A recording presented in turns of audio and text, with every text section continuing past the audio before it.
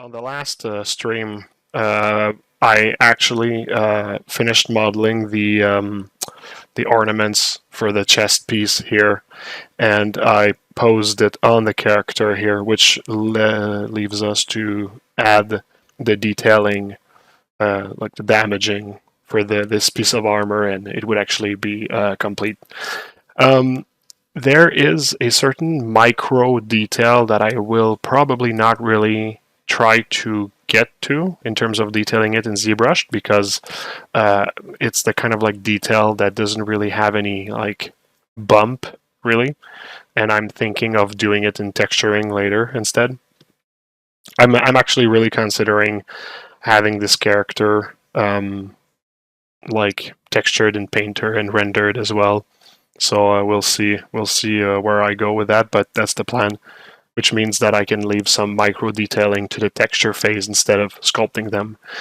But since I'm a sculptor and I love collectibles and statues and printing, I love to have a certain amount of detail in ZBrush as well. I don't leave everything to the texturing.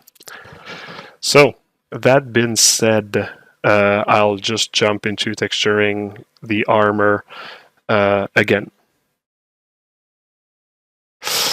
Also, I looked at my result from last time, and I think I can do a little bit better than that. We'll see. Like last time, it ended up looking like this, which is kind of like it's usable. It's okay, but I think I'll try to build on that and start fresh. So let's do that. Thanks for the follow, by the way.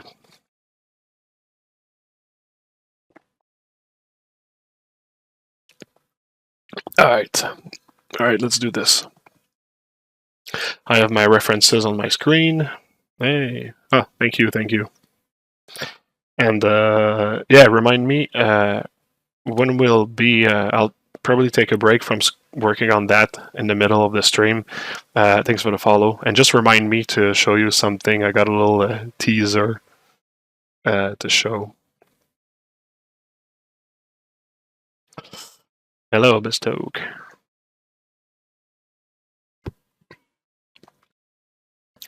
All right, let's do this. So, adding a morph target, adding a layer, and I will load the brushes that I'll be using. This time I put them in a folder here. So we'll just go one by one and load the brush that I'll be using. I went over the internet looking for if there was like other brushes to do metal damage or like plate damage. I didn't really feel like I found anything that was really better than like the tools that I already had. So I'll stick to what I showed last time.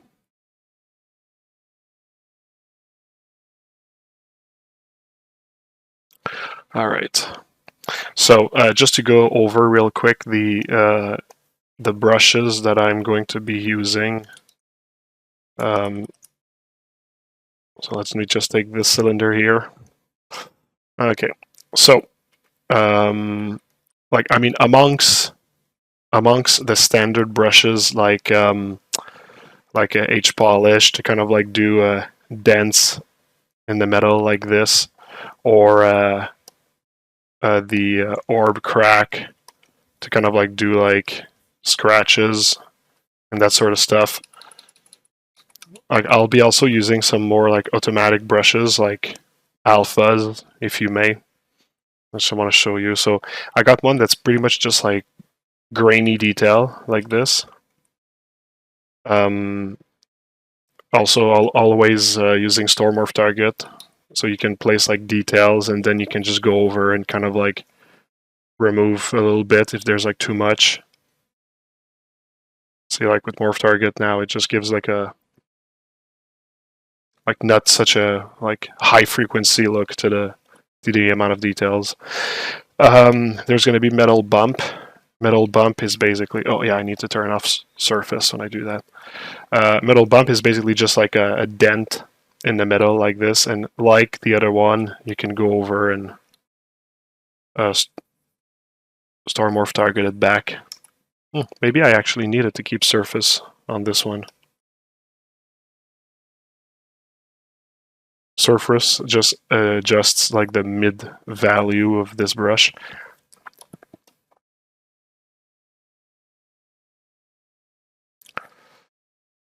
Yeah, it's a bit better if I actually have surface on it. And then you actually have like those kind of like bump detail. Or you know what I can do actually?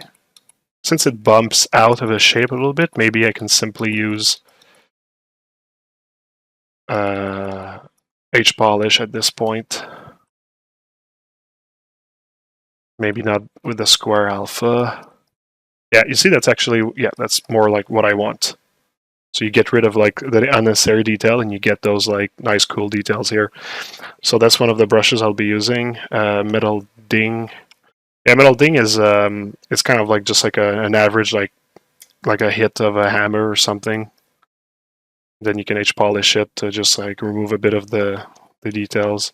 Paint surface I'm not going to be using, but I just wanted to show that like when I'm working on a metal surface that's actually painted, like especially like let's say like an old tank from like First or Second World War, well, you'll have like a layer of like paint on top of the metal like this, and this is an alpha that I like for this in these cases. Like for those who saw my Samus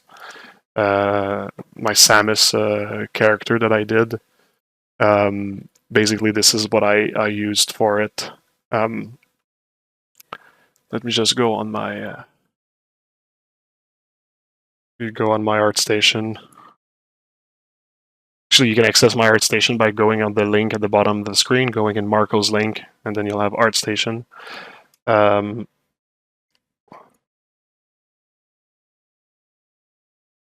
But one more step, please. Complete security check to continue. The fuck? Okay, well, I don't want to do that now, so I guess I'm not using ArtStation then. Well, let's just go on my personal website.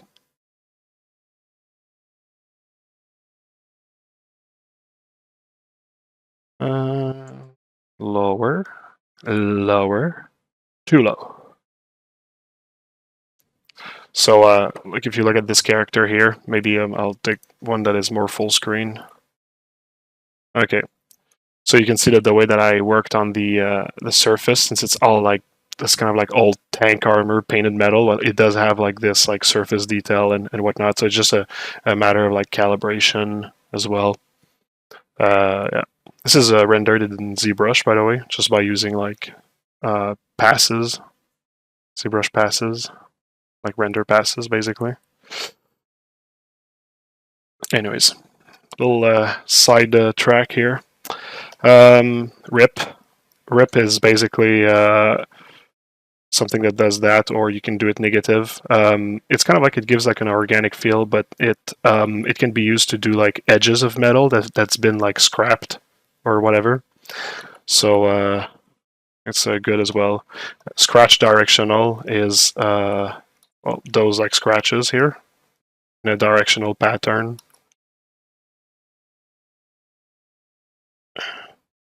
They're a bit strong, but it can be useful. This is starting to get into like micro detail that sometimes I'm not sure if I want to do in texture or not, though. So just to take in consideration, if you've got those scratches like this here as well. Right now I don't have enough poly count to really do like a good job with them, but anyways. The same scratches, clean scratches, but just like many of them. Thanks for the follow. And Scratch Stone, which is probably we're not going to use because it's pretty violent and it's more like, it gives more like of a stone feeling to the scratches, but yeah, whatever. So this is pretty much like the repertoire I'm going to be using.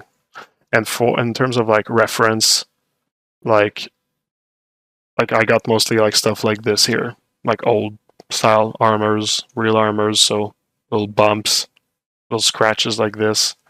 They do catch rust as well, so there's a lot that's done in texture for those kind of like details, so that's good to know. So yeah, yep. I'm Marco, how do you pose a character with so many elements like this one without breaking everything? Well, I guess you have to check my other streams. I show it all. Just look at our going on at the link at the bottom here. Go on our YouTube page, check our playlist of the Mantis, I guess, or the earlier video of this guy, and just check how it's done. Watermelon. Okay. Are you gonna make that reference? Are you gonna, if I'm gonna make that reference, I mean, like this? Because that's what I'm making. That Samus was pretty sick. Thanks. I appreciate that. Johanna, Vata, the TDM. Hello. I saw you're selling some of your insectoids. I didn't see the Mantis on there. Will she not be included? Yes, the Mantis is coming as well, but one at a time. I just have the beetle that came out, and later the other ones are coming as well. Have you ever printed one of your work with a 3D printer? Yes, they're on the back. Oops, on the back here. All right, so let's go. So the first thing that I'll do is I'll do like just a simple pass of like scratches and details, just to give some like grain and stuff. So I already have a morph target. I have a layer if I need to erase anything, and I'll just start by doing a little like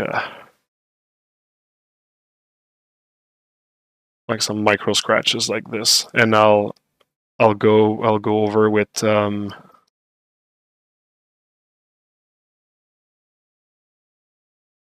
my morph target afterwards to kind of like remove some of them. The reason why I don't just like make less, it's because if they're always going to appear in a kind of like a circle shape because of the nature of placing alphas, but I don't want to really I don't want us to see like spots, like round spots of detail. So I'd rather just place detail everywhere, and then kind of like with like a smaller radius, kind of like just removing some of them. Also, sometimes I just use an alpha that kind of like has like holes in it like this. So it does remove like even less. I think I'll just put the brush a bit stronger than that. And I kind of just like draw a bit like all around until like I find that I pretty much got to the level of detail that I wanted.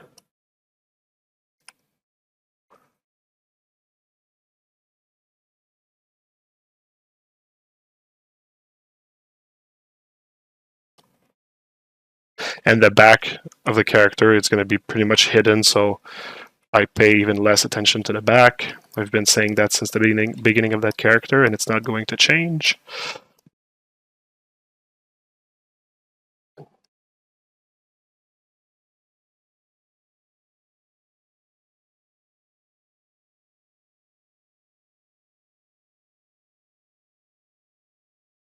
Okay, that should be alright. Let's start with that. I'll create another layer where I'll add another type of micro detail like this. So let's go with scratch light, scratch directional. I'm not sure if I want them to be necessarily directional. Oops. And also something to take in consideration is that like those scratches, like they shouldn't really go over the detail that much. Like if like it shouldn't step over those details. So I'll probably like go over like the ornaments and kind of like make sure that like a scratch is not so continuous. And also sometimes it's good to just like mask maybe one part so I can make the scratches here and they don't necessarily continue on the other side.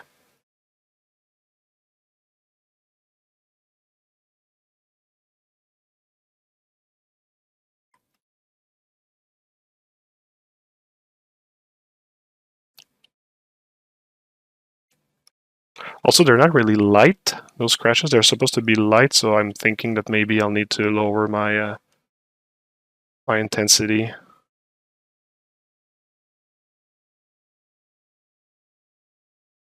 It doesn't, like, you see, those scratches are kind of like bothering me when I'm going on like over like those like ornament details. So I'm really going to need to use a lot of like the morph target when I'm going to be over these areas.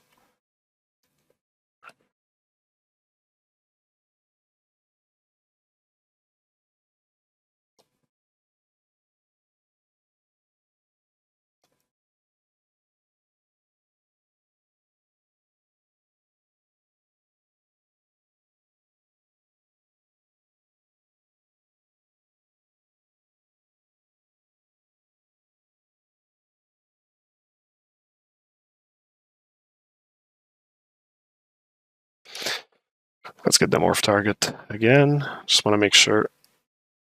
Yep, there you go. And let's, like I said, especially over the ornaments, like it feels like a scratch would probably like not have the same strength over bumps, because maybe like if it's like a sword slash or something, it would have been stopped by the ornament. So I think we have to account for this.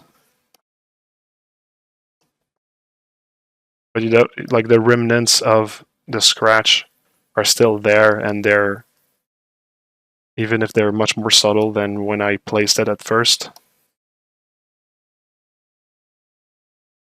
it's still like a little nuanced detail that doesn't hurt to have.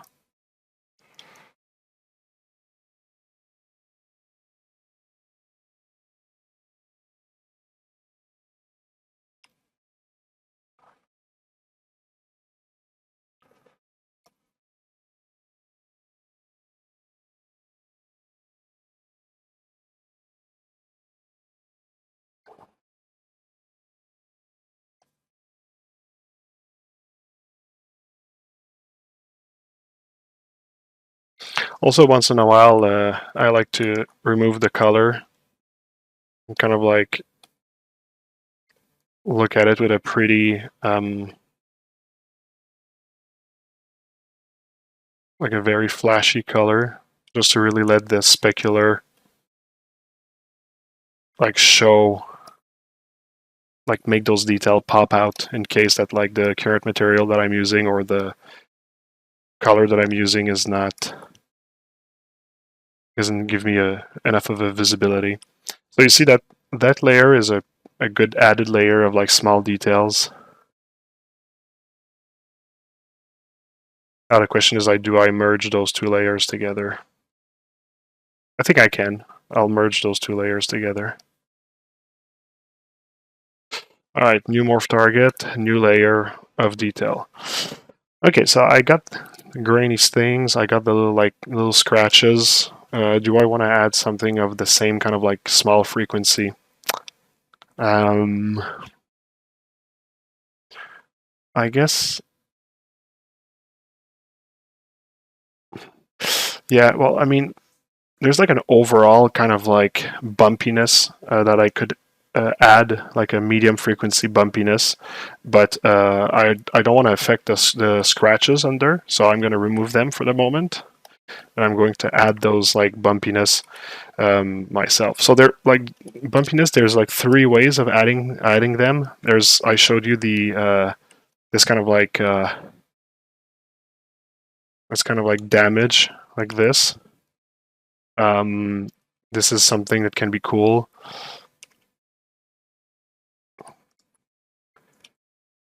It does need like some adjustment after, for sure. So this is one way of like placing them, or I can use those kind of like bumps that I showed earlier. These are cool. I like them. They're just really busy in detail, so you have to like maybe go over them afterwards. But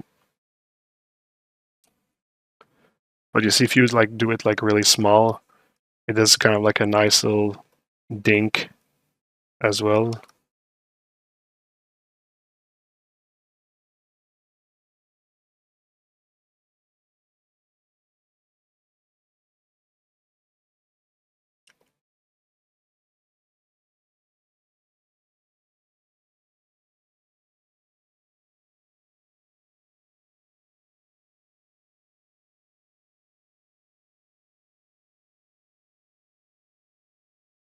Maybe I'll reduce the strength though.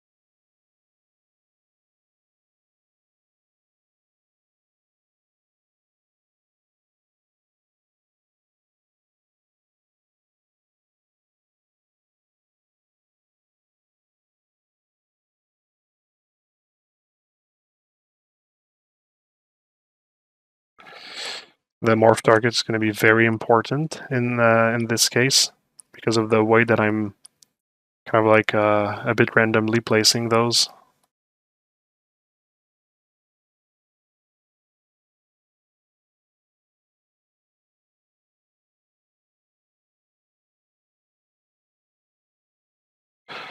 Okay, so let's do a little passive morph target here. Let's remove this effect that's kind of like bothering me for this at this time. Or maybe I should do it with H polish.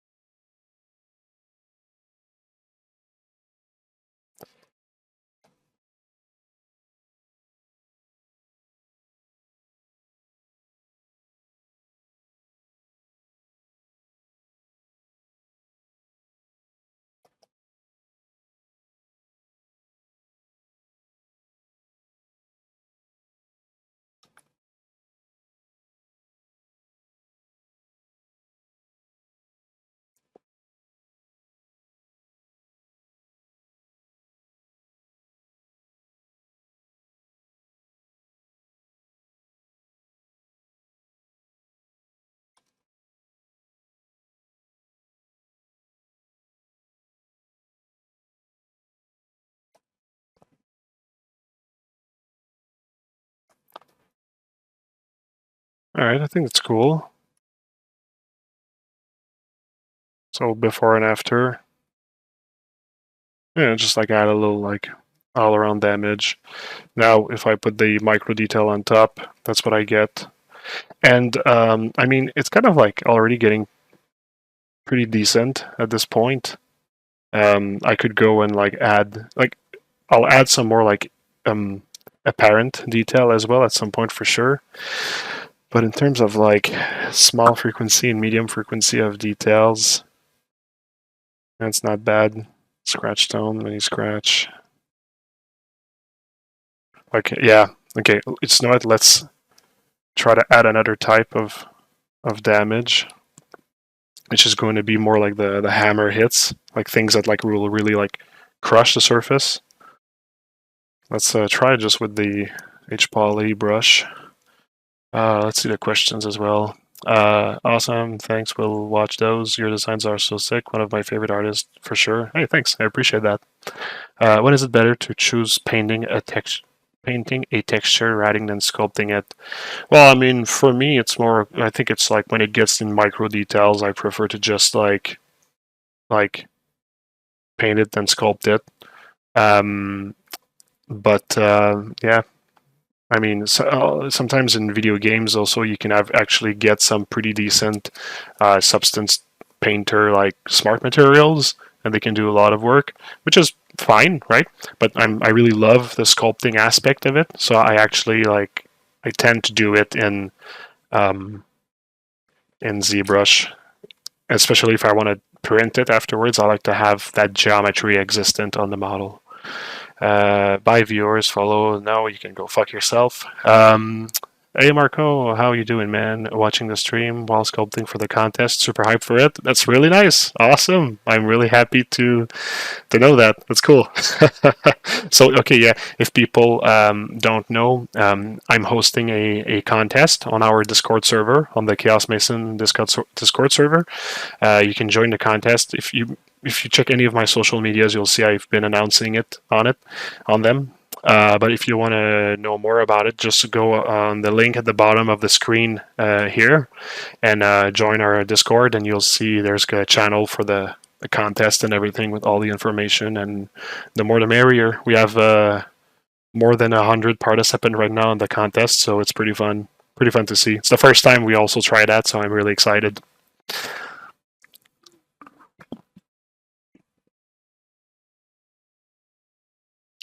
All right. Are you happy? I am happy. Sorry, my bad. Okay. When you work on subdivision models for film, it requires heavy topology with double edges. Are you still happy with that kind of work? Not for game model. No, I don't like that. I prefer working for collectibles or video games. Finally able to catch the stream. Yep. I've been starting a little bit sooner, so there you go. Hope you are having a good day. Yeah, it's fine. It was a pretty stressful and heavy day, but it was good. Hyped for that too. Yeah, man. Too bad not enough time to be able to participate. No worries. There'll be other contests. I like your Ultraman. Hell yeah. Ultraman is so old. Holy crap. I'm happy you still like it. Brings back retro characters, yeah. Alright, so back to work. So we do have yes, I'm going to be working on like the hammer hits now. So like I said, I got this thing here that's called Metal Ding. It's kind of like decent at making some metal hits, especially because it has like this like hard cut here, and it's kind of like a cool detail. But I find that this brush sometimes can go really like it can go wrong really quickly, and it does like move the mesh. Except if I actually use a surface, it can help a little bit. Plus, also the issue with that is that sometimes you add detail on detail, and that can be it just makes them invisible and noisy. So that's something else also to consider when adding those. But like everything else, I'll use my morph target to kind of like remove a bit of those. Well, you see, those are kind of like hard to remove with store morph target because they kind of like, since they changed the shape so much, you see, like that's what happens when you use the store morph target, is that it just bumps back into place. Not sure if I actually like it. If I didn't have the ornaments, I would be using H-Polish to help with that, but since I can't, I think I'll just go and start again, but with a much more focused radial fade, even more than that.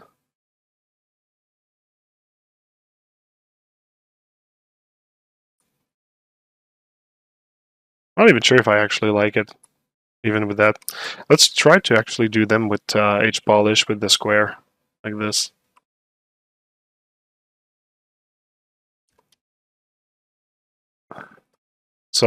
So you see, just H-Polish can actually give this like idea of like it's been like maybe hit with like a blunt object. Let's try also trim dynamic. It just has like a different behavior when it comes to like the edges and stuff. Maybe I won't put this detail all in the middle because it's gonna start to look scripted.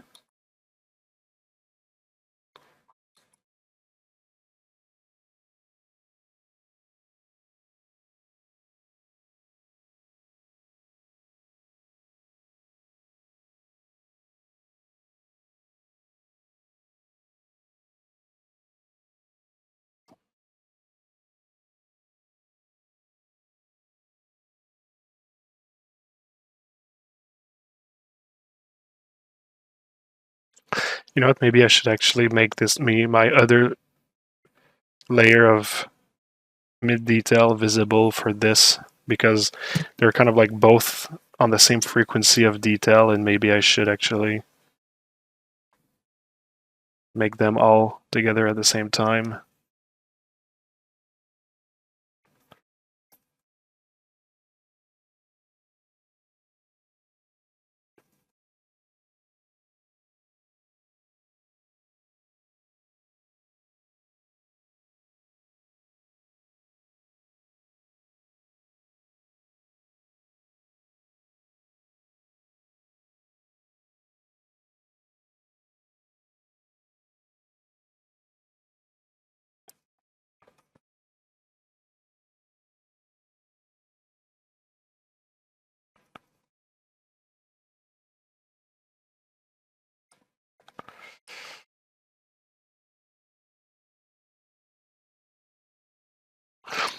So yeah, I'm still doing what I consider like somewhat like mindless like detail work. Um, no, let's not say mindless. Let's say like storyless detail. But I'll be adding like on a last layer of detail. I'll be adding something that has it's more like a damage that comes with like a story. Let's say like a something that you see and like it's like obvious that like you received like a hit there. Like maybe it's gonna be like a hole or something. Like something like that is already starting to be more like apparent. It's like a visible bump. It's not just like a detail or anything. And you see I can actually already take my rip brush from earlier.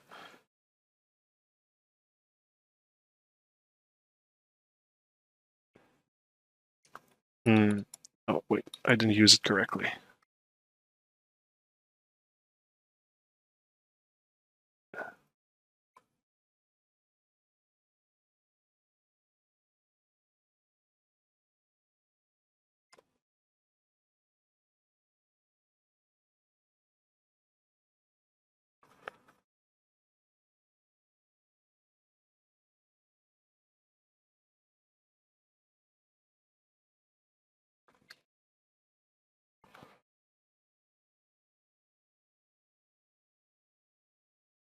Hey, thanks for the follow. The subscription, I mean. That is very nice. Very, very nice. Thank you, Fernando Melo. Very appreciated. You see that I can actually make that an actual hole.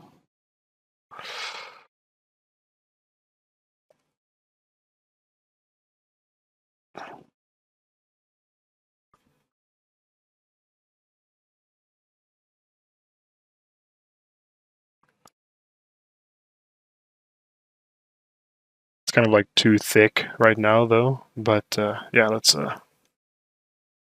actually make that look maybe a little less.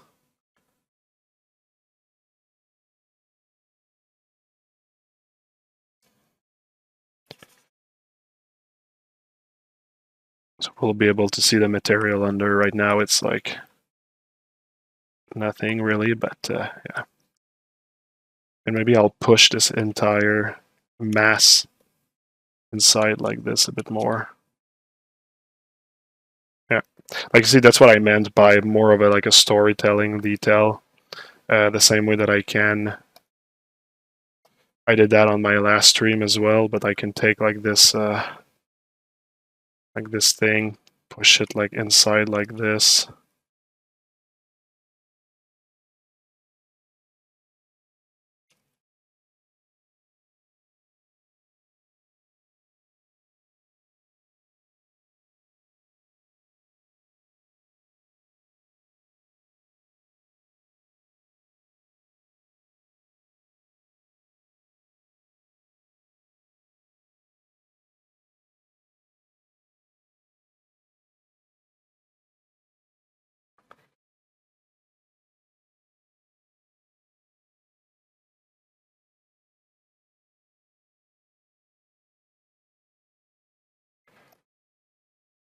Thanks for the follow.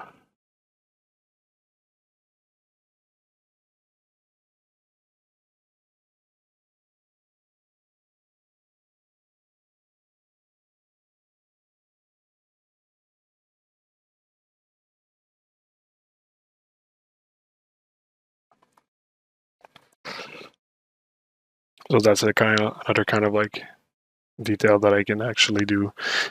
Although I am not completely sure that it would go that deep, so maybe I need to just like chill out a little bit.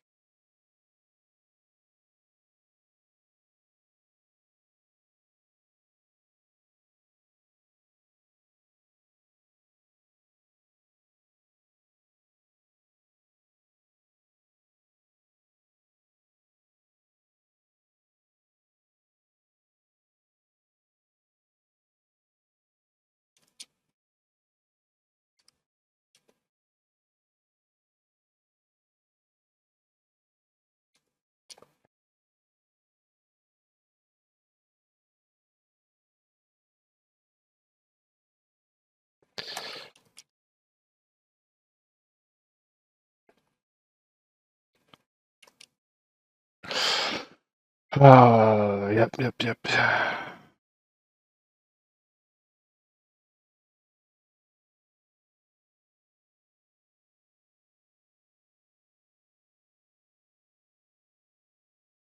So let's add on top of that the more micro detail, the grain detail. There we go. So like that would be the assembly of all those types of detail together. Now the question is, am I happy with all of that? I need to kind of like reassess the situation calmly and look at it and see where I'm gonna want to maybe remove some detail. Like that hole, after all, I'm not sure that I like it. So let's just see.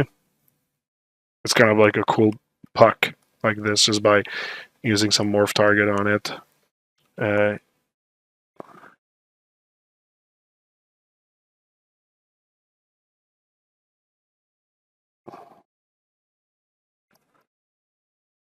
I'll remove a bit of the wobbliness from some of the bumps.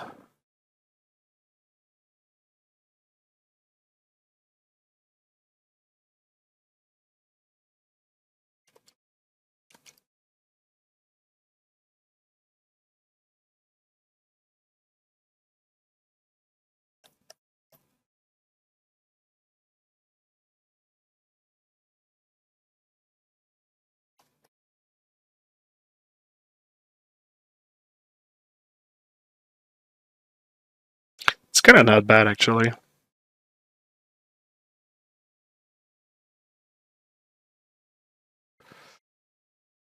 Okay. Hey, thanks for the follow.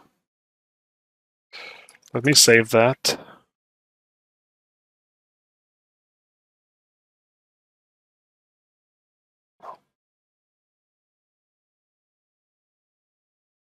Let's read a little bit of the chat.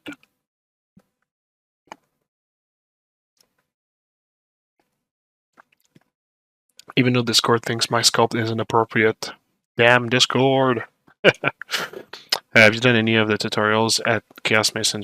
Have you done any of the tutorials at the Chaos Mason shop? It's mostly Cedric that does those tutorials, but we're pretty much using the same techniques. I mean, he pretty much taught me everything I know, so... is there anywhere I can see the poly count for your Pestilence piece?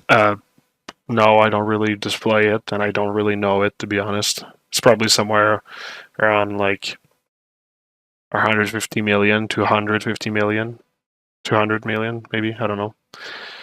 Hey, is there any way to buy the hat you put on your head? I'm serious. Yeah, there's a way if you want. You can go on chaosmasons.com. The link is, you can actually have the link at the bottom using this link here. It will lead to all of our links. Well, actually, it will lead here. So if you type this link into your URL, whatever. Sorry, this URL into your Internet Explorer, and then you can actually just go on our website or straight to the store. Like if you go on our website, this is pretty much like the portfolio of our company, all the professional work and personal work we've been doing. And if you actually go and shop here, you'll have a couple of things that you can buy from us, either like the collectibles, our collectibles. There's the Beetle that just came out. It can be pre-ordered.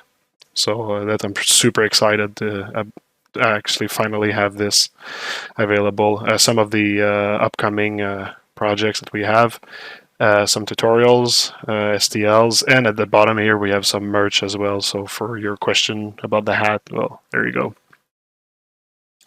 So chaosmasons.com/shop. I repeat, chaosmason.com/shop. All right.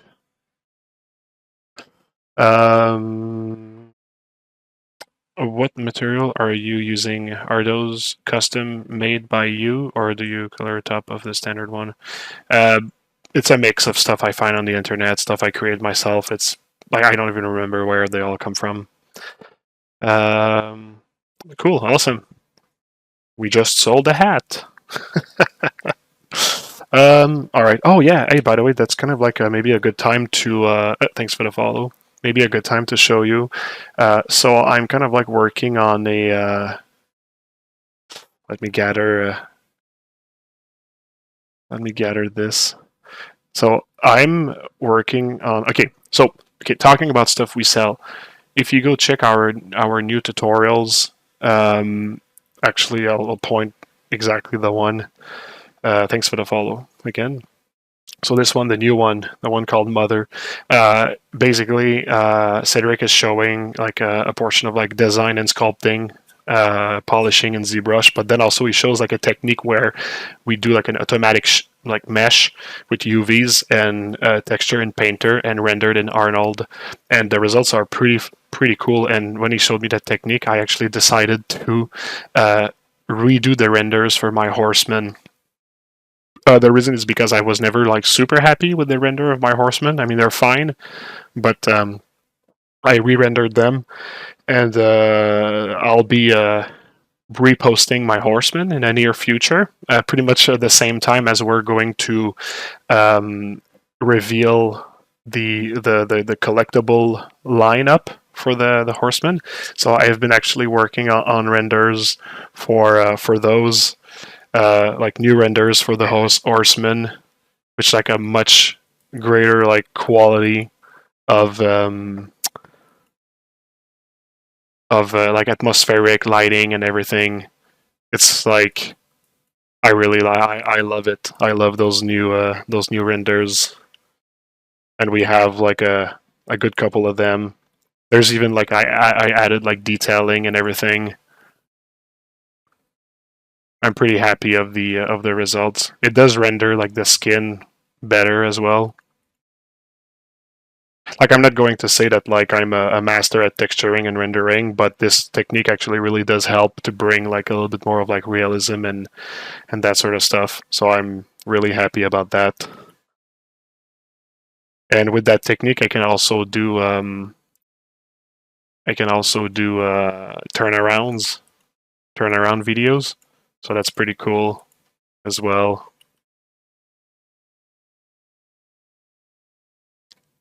So it's fun. Like the materials, they really like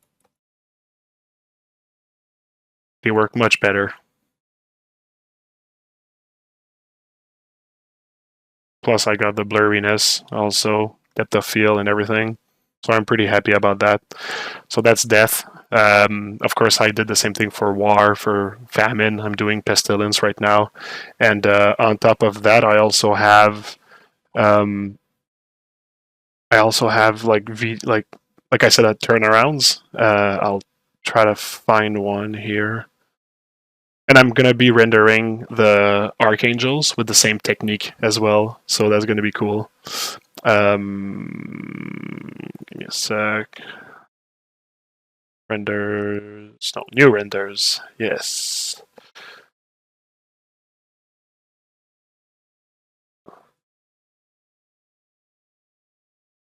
Yeah, there we go.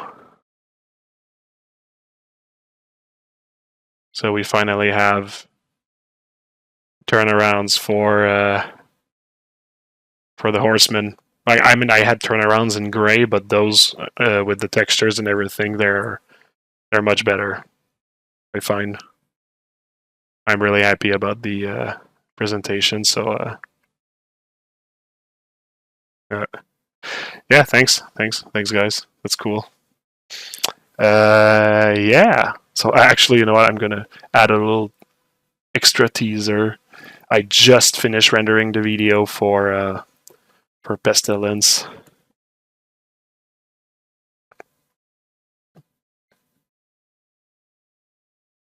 Like I just finished it. Like you are the first one to see that.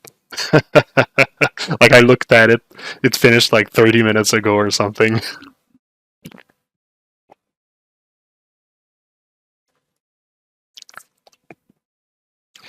So yeah, and this lineup of the 4 horsemen that I'm working on, they're going to be made like printed and painted by XM Studios, and we're gonna sell them to the public. We're gonna reveal that like in a near future, I guess. Like I know all the dates and I know the plan. It's just we can't really talk about it right now. But I'm super excited about it. This is like the coolest project that I worked on, and I'm so happy to be able to have XM to help me realize them. So yeah, sometime soon it's gonna happen. And so stay tuned. If you want to stay tuned about that project, you can go on our website and just sign up to our newsletter. So our website, you go to the link under here, you go on the Chaos Mason website, you can subscribe to the newsletter, or you can join our Discord. I'll be like posting news about that on our Discord, or you can simply go on our store page. And if you actually like see here like collectible coming soon, you have the 4 horsemen. You can just click want, give me like your name, email address, and I'll just like put you in the newsletter for this product. And yep, the same way that if you want the mantis insectoid or the mosquito insectoid or the white widow, that's also coming in a. I don't know, this one is taking time to produce, but whatever. It's just the nature of working with some studios. Some are faster than others. So yeah, you can check all that. It's pretty exciting stuff. I'm super happy about that. I'm super excited. So that's why I'm shamelessly plugging it and promoting it. No, but it's great. I love it. It's the most fun project that I had, and it's going to be out, once I'm going to be able to show this, or once I'm going to be able to see them for myself, the 4 horsemen printed and painted. This is going to be one of my biggest like career accomplishment. So like I'm super happy about that. So yeah, that's a little teaser here. You know what? I feel generous. I'm gonna show you another one.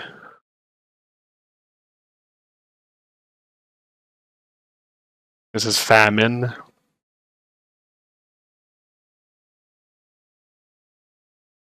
He's riding a giant maggot, a giant worm.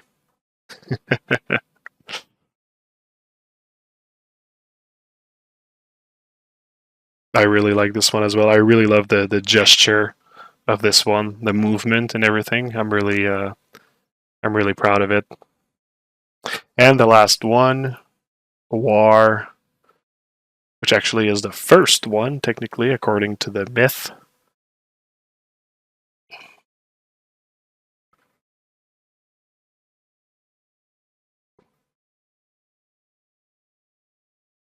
War. So yeah, you got them all: death, war, pestilence, famine. Yeah. So yeah, I'm pretty happy about that. I'll be showing them soon. So here's my little interlude where I talk about this. Let's just check a couple of questions. I missed a couple of things here. Something for that. Thank you, I will buy that. That's awesome. Thanks again. Looking forward to that. Bon, m'a sorti ma carte de crédit, Miguel. Damn, those are really cool. Thanks. What's that rendered in? It's rendered in Arnold. Like I said, you can check our tutorial to see the technique that we use to make those renders. Can one with Maya flow that tutorial? Yeah. Arnold is for Maya as well, as far as I know. That was a question by Johan. Tetsuo reminds me of the Samurai Batman you did for XM Studios. Well, yeah, it does kind of like it's on a horse, so I see that. Plus, it's my technique, so it's always gonna have a little like flair of it. Yeah. Pistol Pete, nice shirt. Merci. Wow, it looks awesome. Thank you. The turntable, super dope, amazing, really nice work. Awesome. Will you? We'll have to check out the vid. Yeah, of course. Really awesome. Thanks for the comments, everyone. That's really great to know that you appreciate that. Did you say you can hear me in double? I don't know if I don't know. I don't think people hear me in double. I'm not sure to be scared of pestilence or attracted to her. A little bit of both. It's fine. It's a good balance. Just you. Okay, can you follow that method with Maya or need 3DS? No, it can be Maya as well. Like I said. Will you sell the STL for those tattoos? No, because I'm giving exclusive rights to XM to produce them, so I won't be like selling it to other people and stuff. That's the like best way to get like people recasting and me not being able to accomplish my dream of selling them in a controlled way. So no STL for them. Holy moly, those renders are code. Awesome. Sacrament. Where are these rendered, Arnold? So do you full? I think you have no enough time for tons of project. I think you have no enough time. Even now you are making it while streaming. How is that possible to finish those all awesome work so fast? It's weird you say that because I don't like I feel like I'm missing time.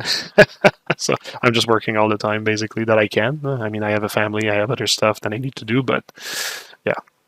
I work at night and during the day. I like how realistic the War's armor fit on the animal. Oh, thanks. That's thanks for saying that. Time to save money. Yeah, awesome. Are these your project? Yeah, this is all my stuff. Thanks. Buying the tutorial now. Awesome. Cool. Great. I'm happy that this can help.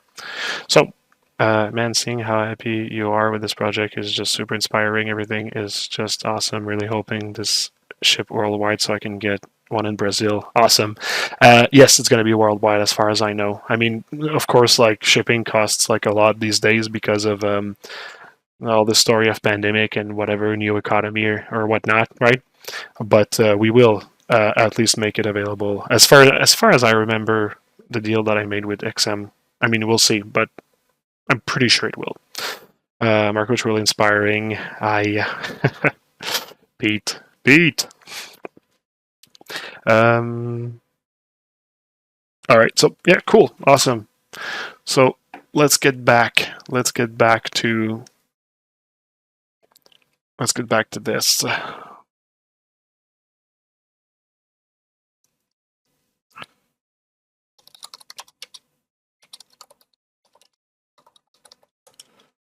All right.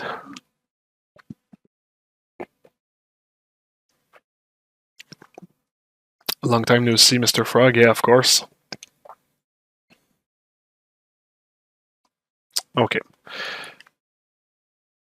All right. Let's get back to this. I also wanted to rest my eye from this a little bit, so that little like interlude here was had this purpose as well.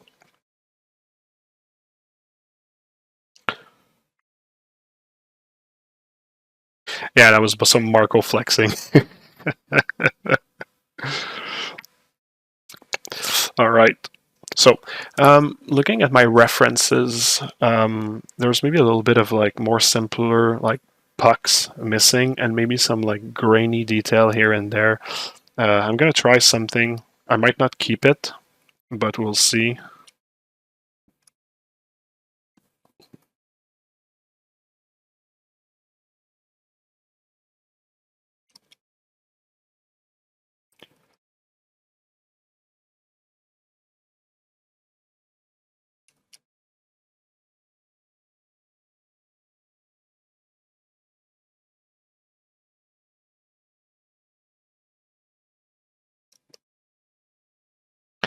I think what I'm trying to have is some of these pucks to be a little bit more like visible. Keep some more subtle, have some a bit more visible.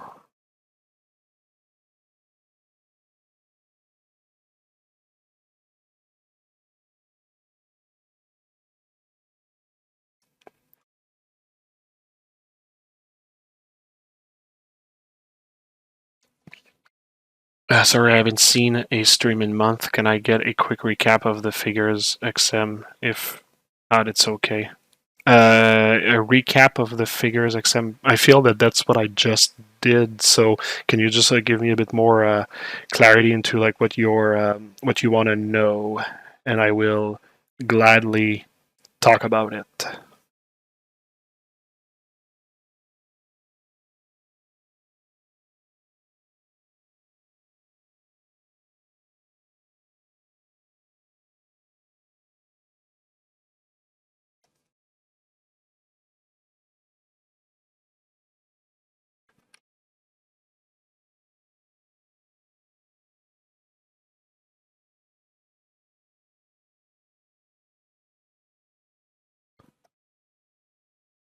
Is this frog sculpt based on a concept you drew? Yeah, the one on the top left that you can see.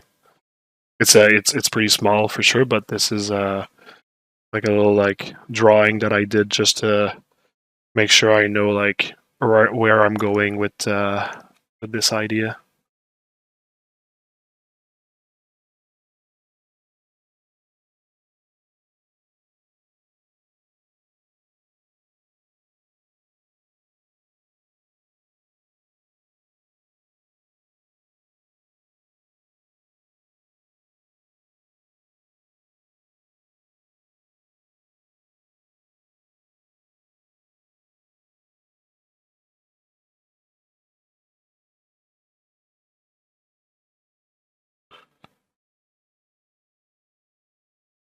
I'm generally happy with that. I'm like I feel right now in terms of like finishing this armor, the armor in terms of like the detailing and whatnot. I feel like I'm pretty much at like 95%.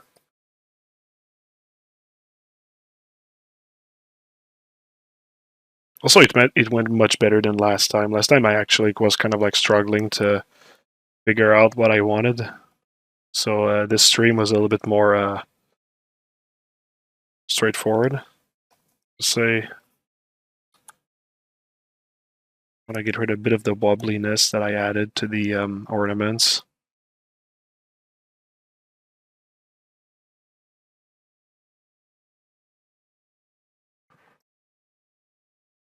Yeah.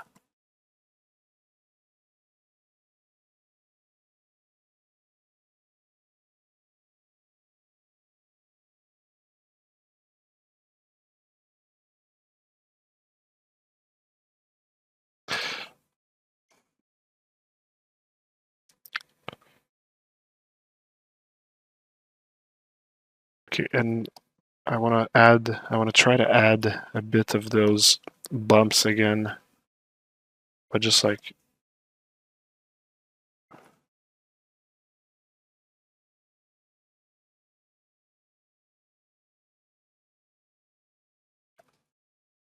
yeah, there we go. Small grains of details. This is where I start to slowly become like Bob Ross, just adding some subtle grain of damage here and there. It's gonna be our little secret. It's right there, you see. There you go. Ah, that's beautiful. Each one of those grains are representing of the instance where this could have been the end of this warrior's life, but did not. It's so poetic. I think I'm gonna cry.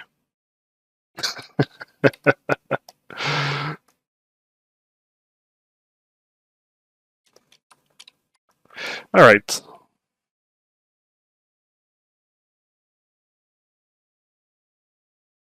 That's cool. I like that. That's the before after. Yeah, that little pass was really good. Maybe one last thing. I want to see if I need to actually add some pretty like heavy damage. Like this was a heavy damage. The puck here is kind of a heavy damage. Maybe I can add one that's kind of like more of a like a like a big scratch.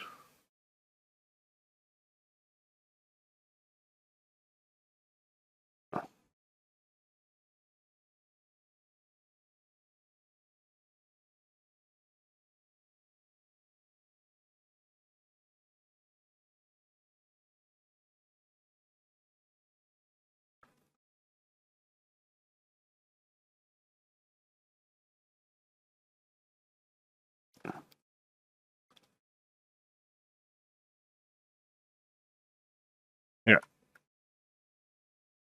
something like that, and maybe another one like here.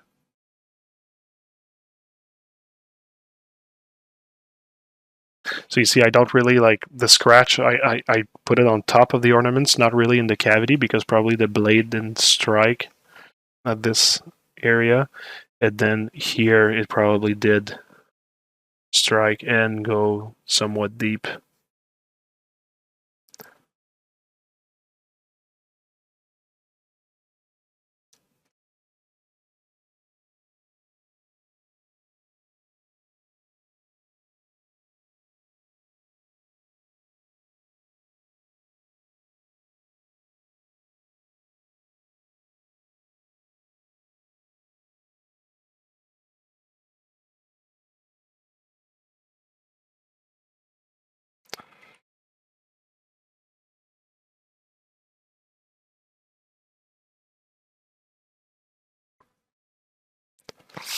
And probably that it also not only did a scratch, but it also kind of like caved in on itself with the strike of the blade. So let's just see if I push it inside like this. Maybe with dam standard though. Yeah, it's a bit more. It's working a bit better. It feels a bit more realistic.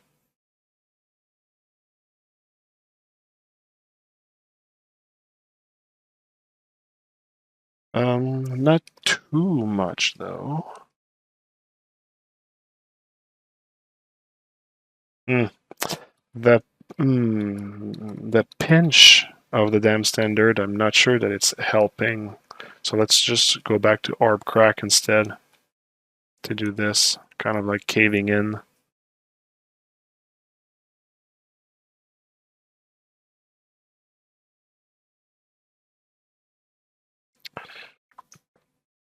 Hmm, I'm not sure for the second one. I think I'm gonna need to just use Morph Target, see if I should prop it back.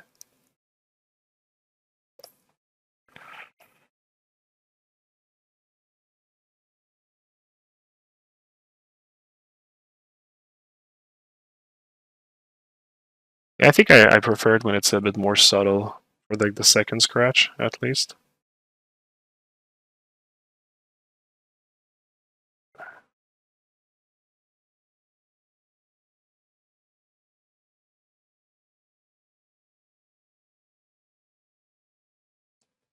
Whoops.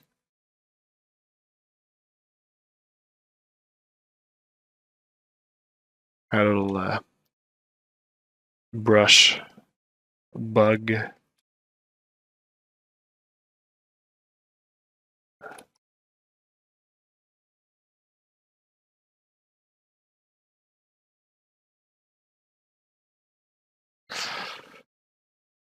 Right now I'm listening to the soundtrack of Skyrim once again. It's often this one that I play when I'm working on medieval stuff. I just love this soundtrack so much.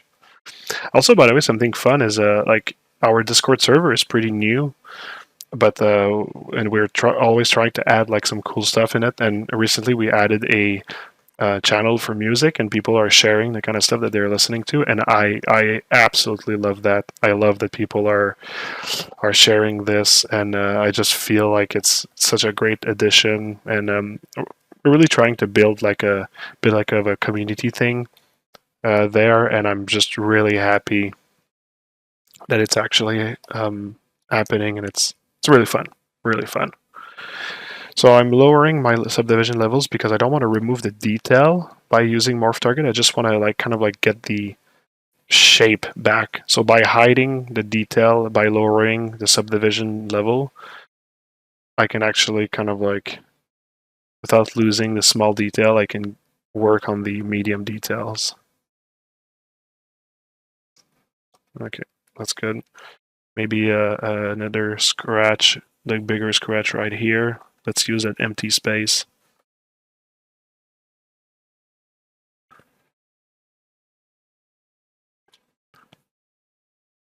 Maybe another one here.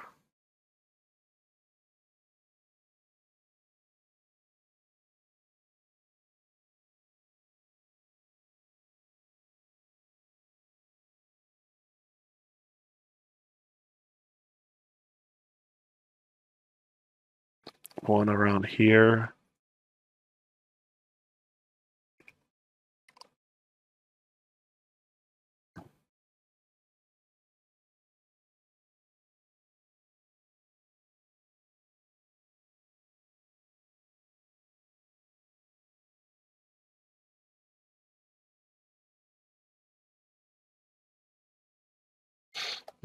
Starting to wonder if I actually like those damages here.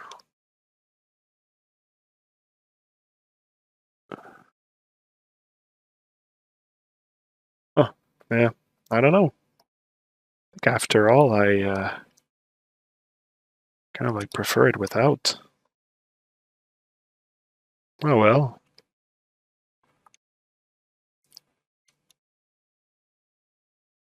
Maybe a smaller one.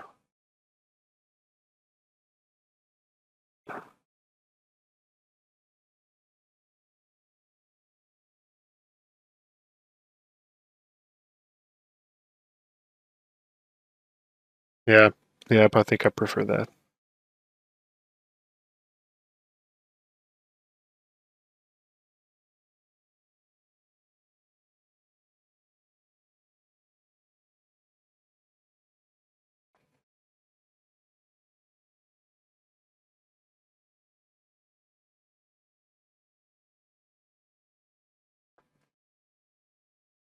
Okay, all right.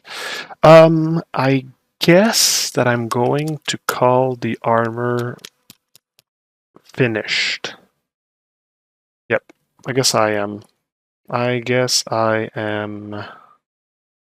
So let's regroup a couple of those layers. Those were some mid-level scratch, small detail, more small detail. Well, not small, but medium, let's say. So those are still like medium.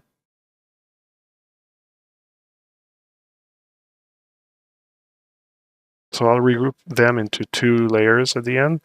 The more like micro stuff and the mid to higher level things. And if I do before and after, there might be a little bit too much bumps, but I think I'll leave it like that for the moment. While we're at it, I'm wondering actually if I want to brighten a bit this armor. Yeah, that might be a bit better than this. So let's just brighten it.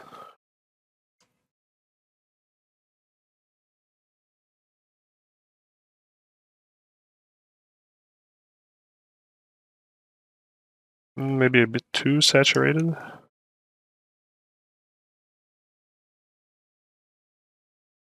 I think that's better. There we go. Thanks for the follow. There we go. Just like that. Okay, all right. Let's save that. Cool. All right. Can you imagine doing a simulation of the chainmail? Yeah. Sorry, I just saw the last second of you showing the figures. Is XM printing all of your pieces or just the Four Horsemen line? Well, right now, you're saying just the Four Horsemen. Well, it's a huge project to even just do that. So we're just doing the Four Horsemen, but we're gonna extend on like other things later as well if the Four Horsemen sell well. That's like in Hollywood movies when characters fight in dirt and stuff and they get caught up. Their face is full of makeup, super nice. Hitbergs. Hey Marco, Frogman looks sick. Did you stream this guy all the way from the start? Yep. You can check back on the ones that I recorded if you go on our YouTube page. The link is at the bottom of the screen. Was looking for older streams. Would love to watch them from the beginning. Yep, like I said, YouTube. Just go on a playlist for Elden Frog. That's what I called it. So yeah. There you go. When you work, what kind of music do you listen to? I prefer BGM or OSTs without lyrics to help me and get inspired. It's pretty much anything. I really love movie soundtracks, video game soundtracks, but once in a while I like to go back and listen to whatever like metal or hardcore I love those genre. I love also like electronic music. So yeah, a lot of things. I'm really getting into funk lately as well. I'm not sure if it's like the good vibe for working necessarily, but it's I love it.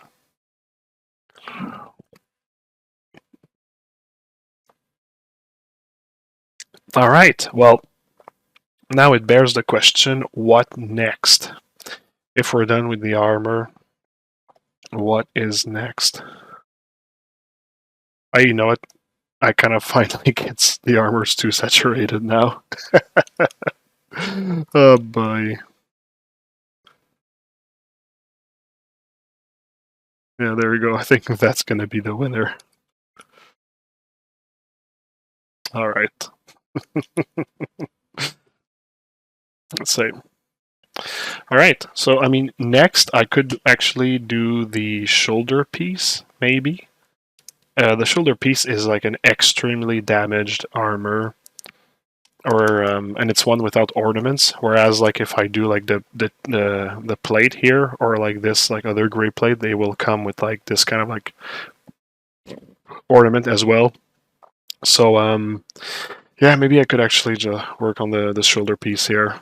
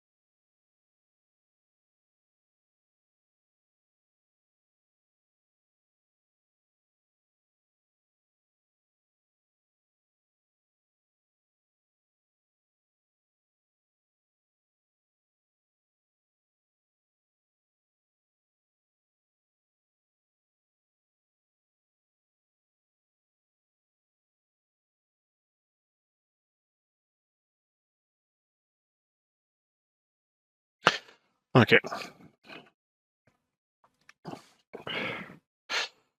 Shoulder armor.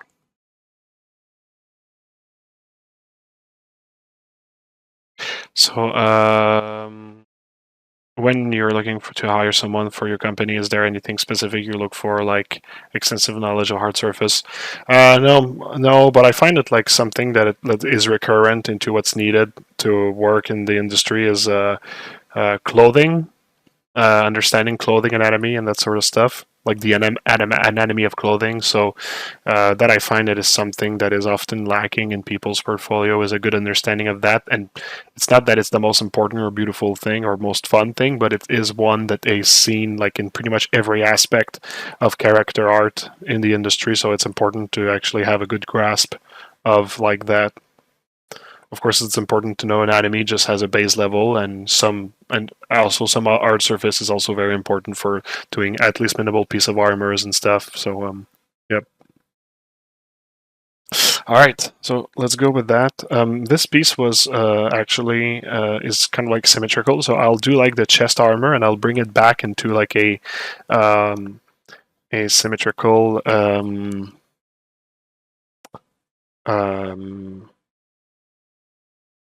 like shape, just to make sure that like it's well calculated. So I'll actually bring it back on this guy here. Insert. Um, so this was the previous one. I think I had to, when I posed it, I realized that I had to change um, its shape and everything. So I'm actually going to take this opportunity to fix that.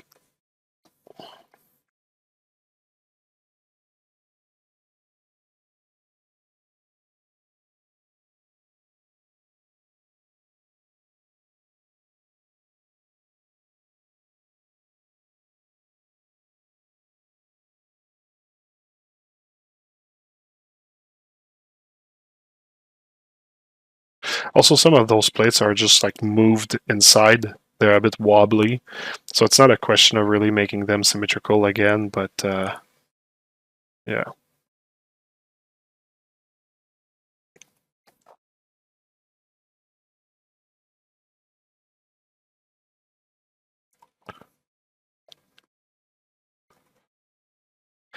So this is more of the final shape that I need. See that it's actually much smaller than what I anticipated with the T-pose.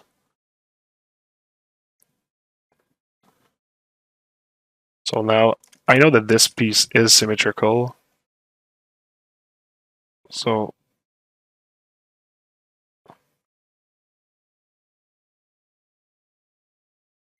like I'll kind of like just shape it to see, so it's closer to the shape of like the modifications that I did for the posed model. Oh, actually, I need to.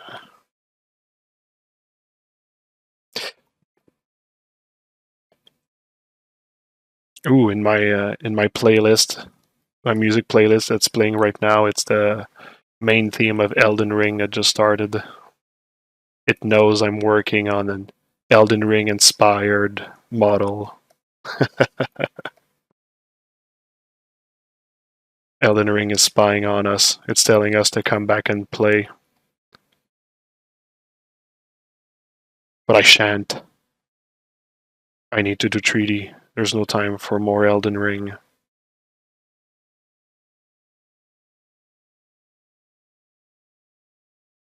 Alright, let's go with that.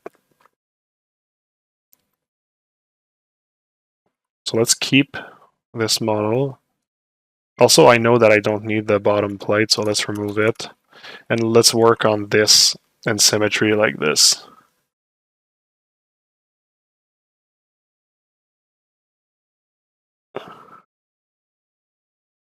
Alright, so let's create the plates. Let's use our good old technique of just drawing the contours.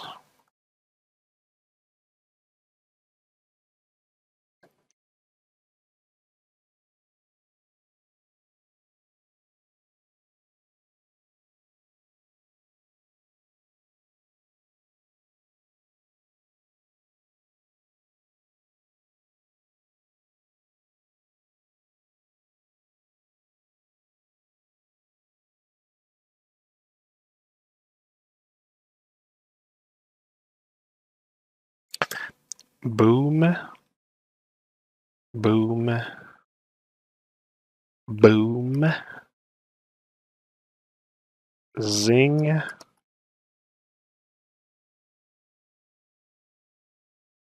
And boom. And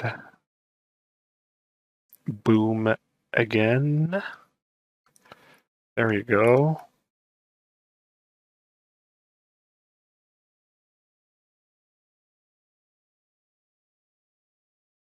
All right, I'll keep a copy of that. And this one, I'm deleting all the subdivision levels. I am masking by intensity and hiding this, doing an auto polygroup. And now I know that I can just select. Oops, I forgot. Wait, no. No, I got it here. Okay, so I got all my plates like this. I can delete what is hidden.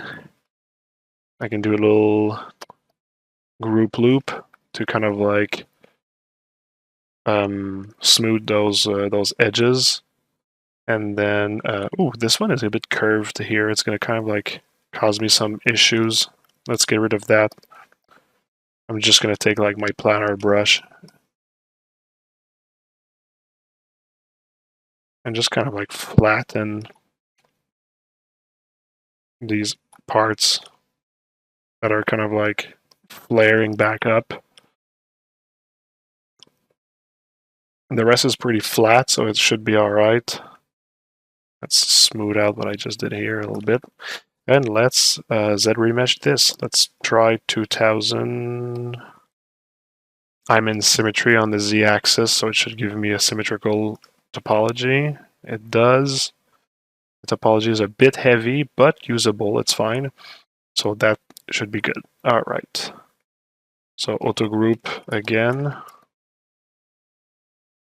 Topology looks acceptable. Let's just give. Actually, you know what? If I just do another Z remesh, topology is a bit better. Let's keep this one. And let's mask these and just make sure that my silhouette is just a little bit more the intention that I wanted it to be, because at first I was doing the blocking and I was just trying to make sure that it, like, the shape has somewhat of a like the feeling of it, but now I'm actually working on making sure that the shape is actually of exactly the shape that I'm looking for. So, yeah.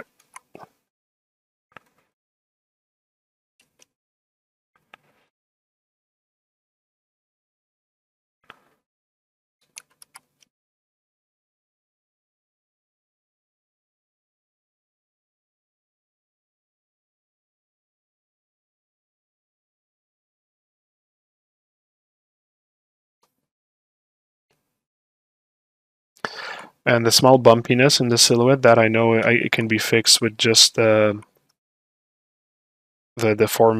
formations, like polish by borders, not borders, but polish by like crease or polygroup, whatever. I'll wait that I create the thickness on these plates before doing that.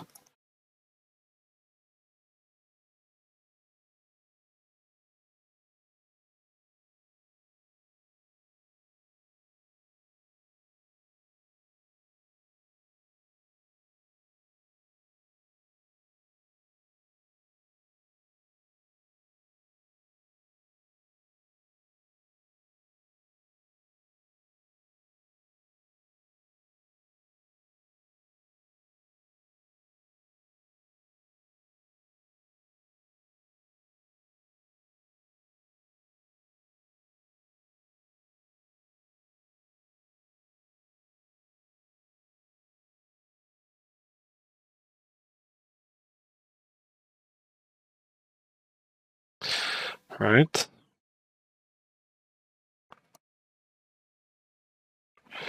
Now let's just give it a little H polish on those, just to make sure it really has the, or even just the smooth brush can actually really relax those shapes here. But I really want to make sure I have the, like, the plane change, planar changes, planar shifts, whatever you want to call them, at the specific area that I want it to be. And this part is like one that is, you have to be super tedious when you're doing this for like hard surface sci-fi hard surface. But for medieval, since those armors are actually made by like blacksmithing, there's like a certain like organic shape to them that you can leave. Also, I mean, there's like a certain like imperfection that makes it look more realistic, less sci-fi, by not making it perfectly. But when you're doing sci-fi, you need to be really like tedious about it. Let's reduce the strength of my smooth.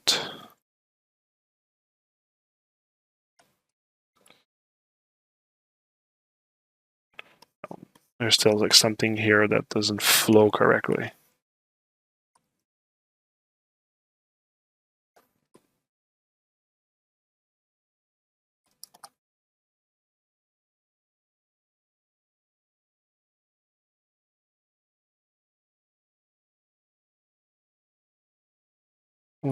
Maybe I need to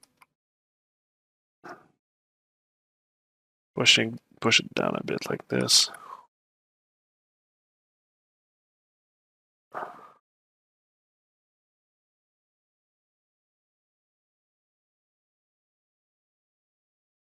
Alright. Alright. Do I want to do a little flare like this on those at the bottom? Maybe a little one. Let's try. Let's just use the damn standard right on the edge to do that little flare up.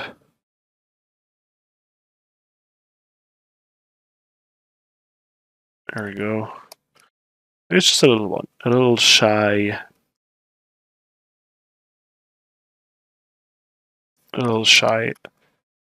planar change.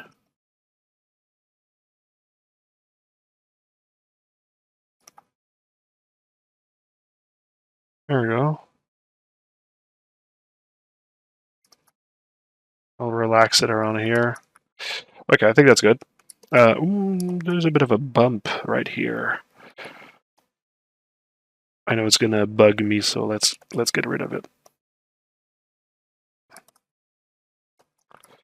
Okay, is that good? Is that good? Let's insist on digging a little bit in that area.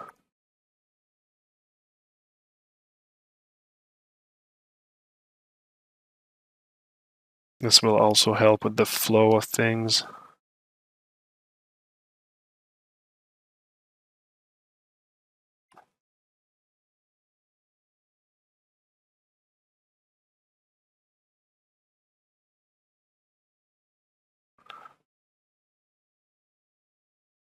Okay, I think that now we're good. Okay, cool. So those shapes are the intentions. They're what I was looking for. So let's create the thickness for those.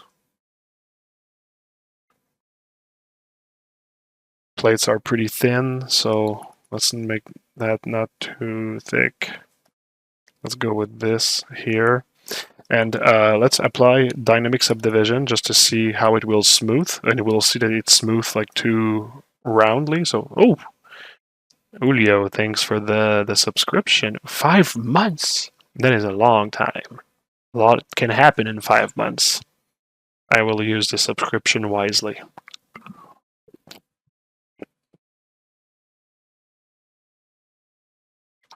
All right.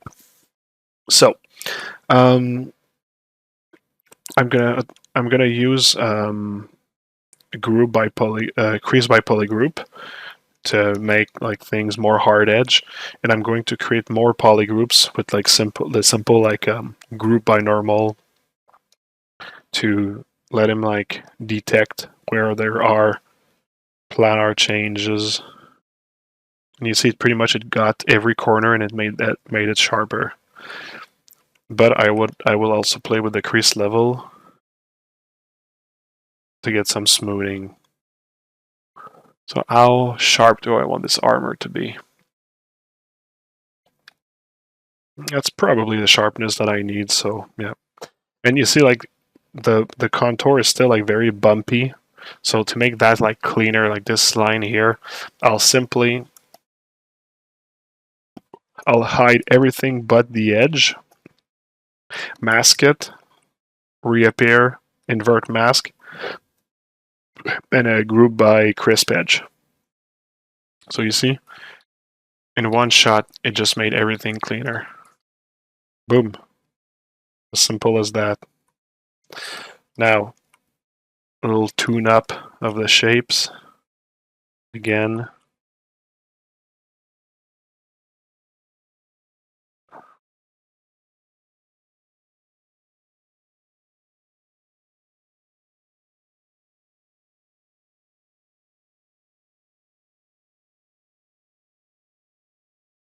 I think only that will be necessary, so that's good. I'm going to mirror and weld on the z-axis. Oops, remove the dynamic subdivision first. Just so that, like, geez. There we go. Just so that both sides share the same poly groups. All right, so now what I want to do is just make sure that plates, they make sense in terms of like how long they are and how they attach to each other. So let's just maybe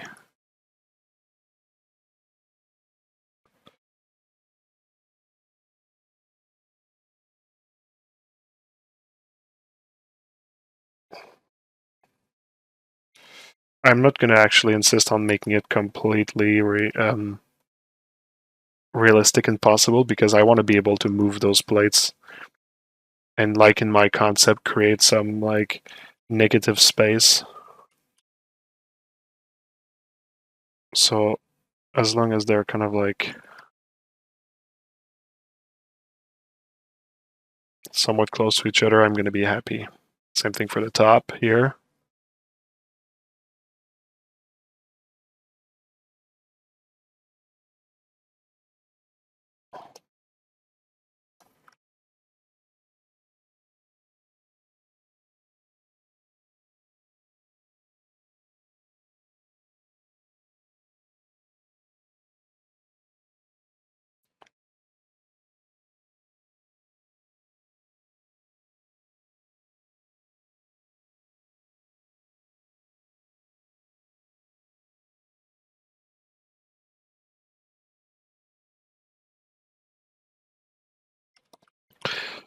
Okay, before and after.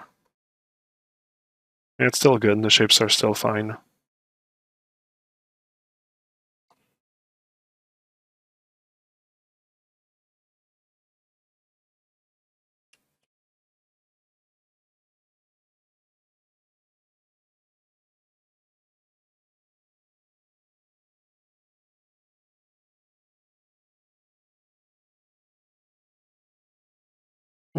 After reflection, I'm not sure if I actually like the spike that's here. I don't know if I would have wanted to be more curved like this. Yeah, I think I do actually. Ooh, it's going to be a considerable change. Let's see if I can salvage it without having to redo anything. So let's try. Oh, thanks for the follow. Let's try to see if I can. Let's start by cutting this like this to give the shape that I want.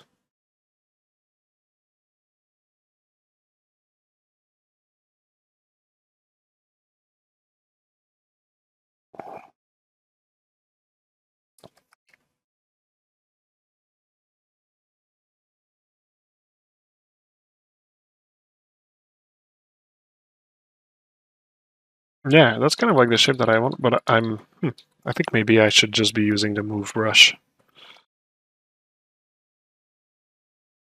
Yeah. I was gonna do something much more complicated than like what I actually need, so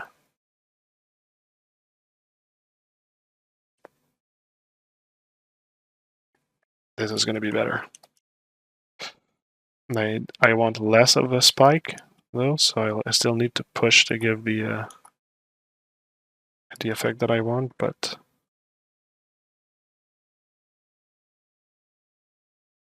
yeah.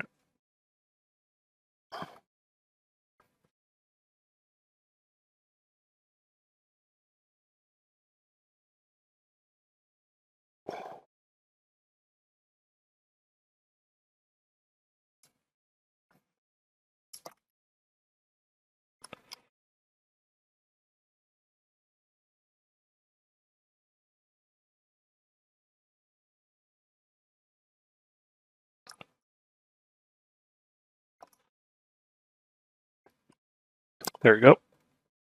All right, so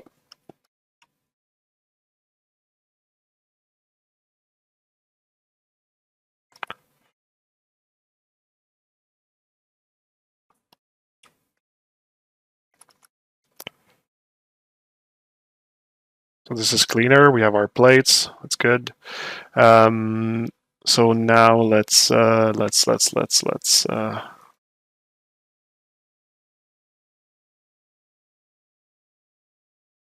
so there's going to be like straps under this, but I think I'm going to place the straps only at the end.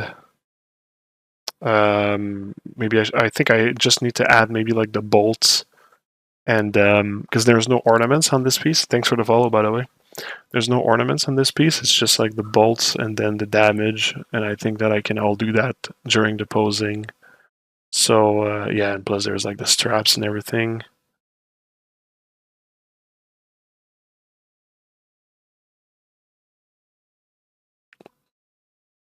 Maybe we can at least have the straps.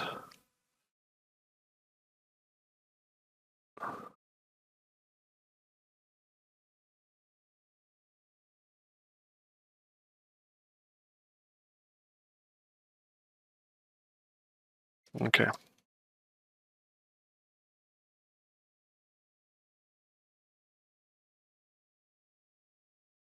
Well, the straps will be after, but maybe I can actually have like some of the clips. How did I concept where like the clips would be? Now I have like straps going across and behind, but not with the clips.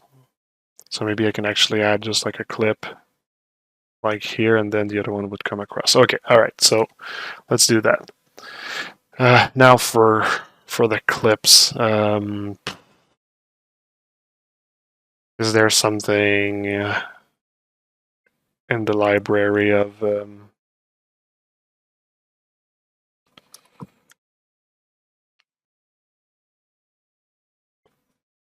Zbrush already that I can just use, because it's just a simple clip. It won't actually have, you want to track any attention, so I just want something simple. Is there something in there?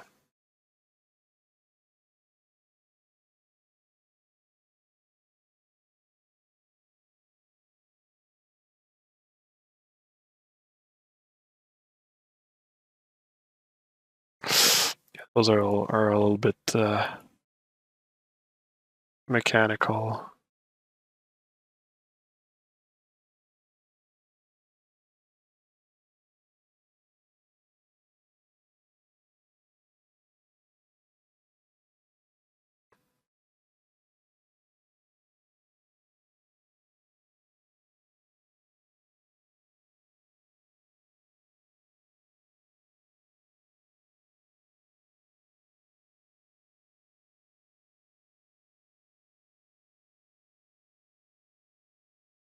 Just doing a little bit of research over here.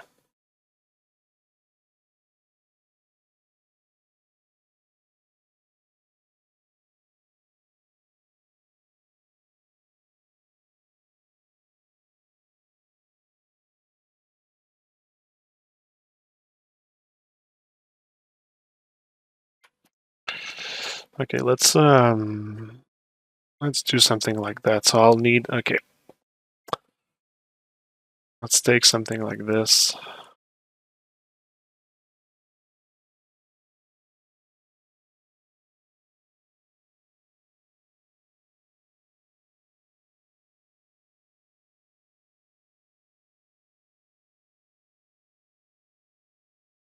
I'll need one of those.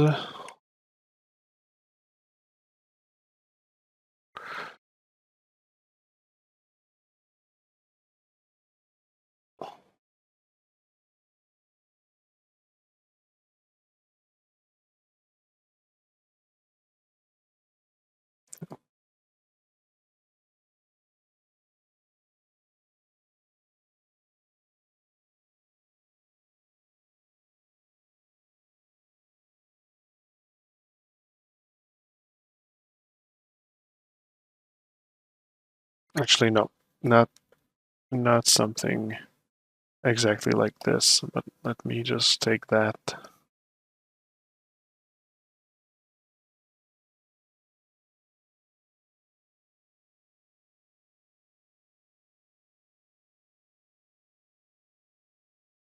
Okay, let's start with that.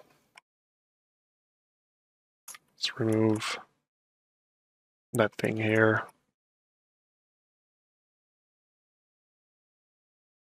Let's kind of like crush it on itself.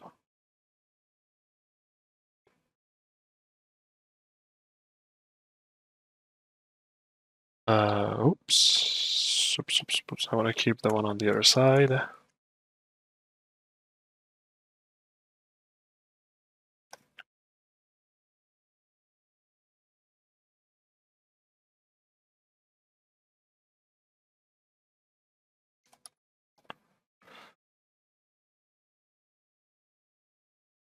Let's round it.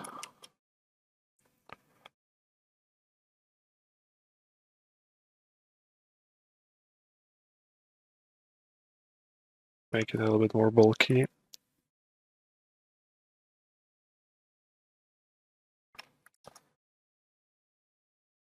So the strap will be here and then under the arm. And this here will be just right under here, and there will be another metal thing going to the back here, another like ring type of thing. I just need like a simple like let's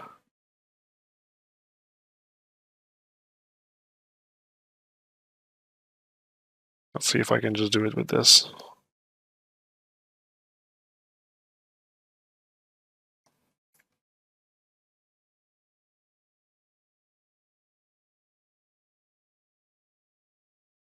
Let's make it thicker than that. Thanks for the follow. Let's split it into its own mesh. Oh, that's a bit heavy. Whatever. Let's grab half of it. Do like this. Duplicate it. Alright, let's save here because like that the duplicate sometimes crashes.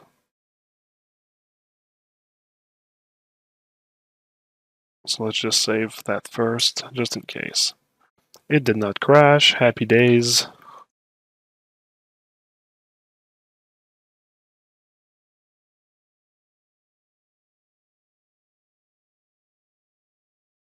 Alright, let's remerge that together. And we have kind of like a clip thing here for the armor, so that's good.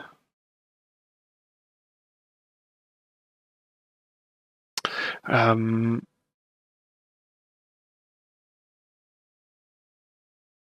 there's actually, like I said, I'm not going to do like the belt that goes around the loop. That I will place it right after I'm done with the posing. But I'll still add like a starting of a strap, at least the one that's going to loop all around this metal piece here. So yeah, let's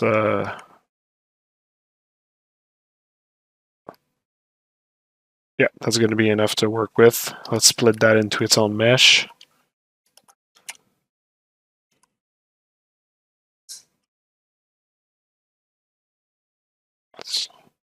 Let's get the right material right away. So this, okay, so I'm going to keep just the top part here on both sides.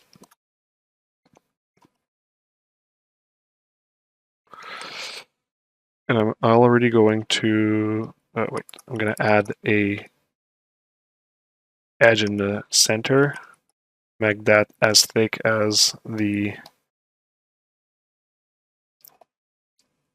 this. All right, I'm gonna remove the edge in the middle. And I want this to like loop on itself. So what I'll do is I'll remove this one. I'll add a thickness to this in the other direction. Thicker. It's good. And I'm actually going to remove like these in white. So now I have like a loop that goes back on itself. I'll remove, I guess, those two here. And then I'm going to add thickness again, but smaller. And there you go, you have like a belt that loops on itself, like this. If you add the dynamic subdivision, you have this. Let's do some crease.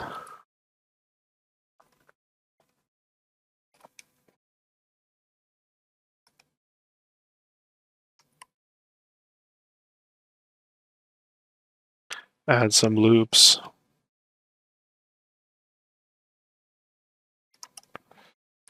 Remove the creases here so that it's round perfect. It's still a little bit like squarey. think I'm going to need to just move those edges a little bit closer together like this. It's a little bit more round now.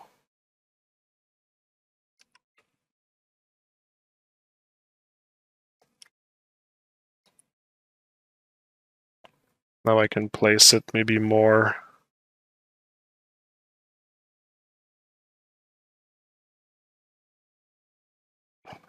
like this.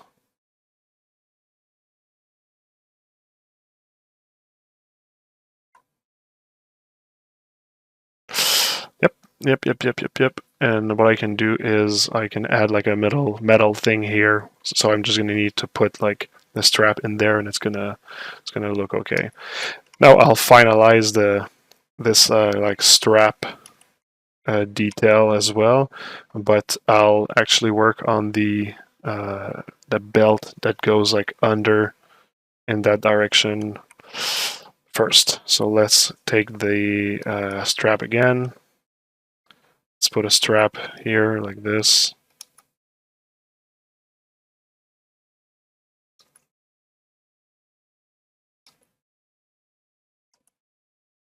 I don't like that it kind of like curves like that. Just by moving it like this and like this, it's already more straight. So it's good. It's too wide though, but that I can fix afterwards. And I think I want it like a bit lower, like here. Okay, something like that. All right, let's split it into its own mesh. Let's make that a bit thinner. Like this. Like the other ones, let's just keep the outer shell. So this way I can choose the thickness that I want. I'm not going to add the thickness now. I'm going to take the opportunity that there's no thickness to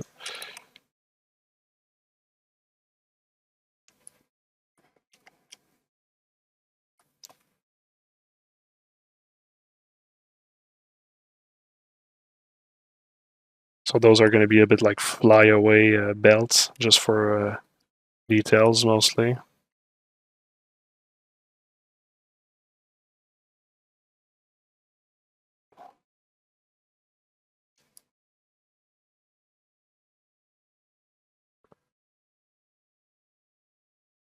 Yep.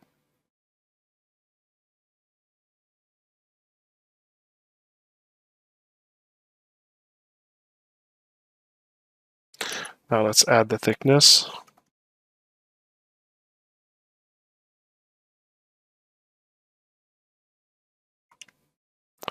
The same color and material.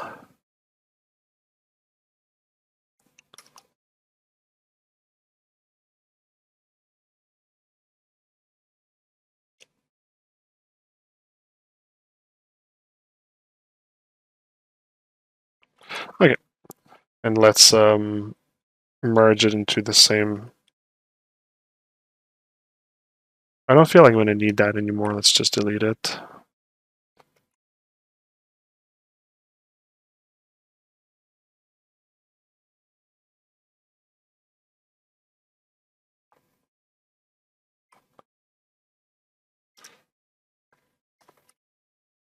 All right, and those, now I'm going to, I'm going to create the final shape for these belts. It's not going to be much. Like I think I just want to round this here, or maybe I should add the bolts first because I know. Okay, yeah, let's do that. Let's add a little metal clip.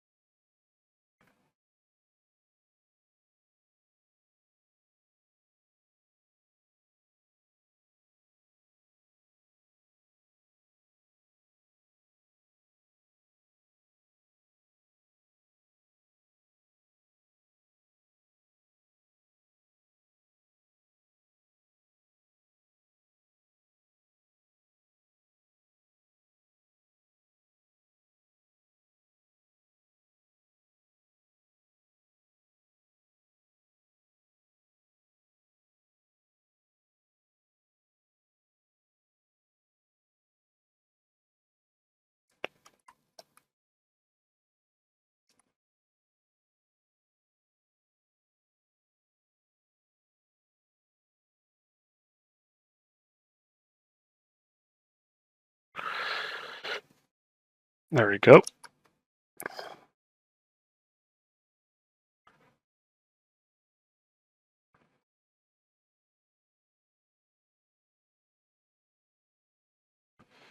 I'll flare up the sides like this.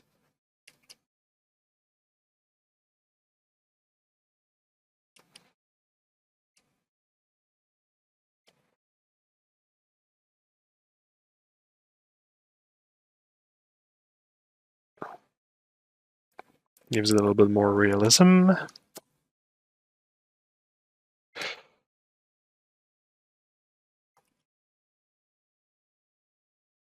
Alright, so now I'm actually just gonna go back here and I'm gonna add just the bolts on this where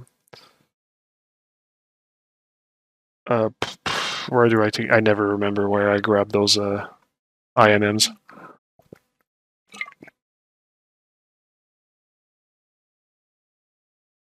Yeah, right there.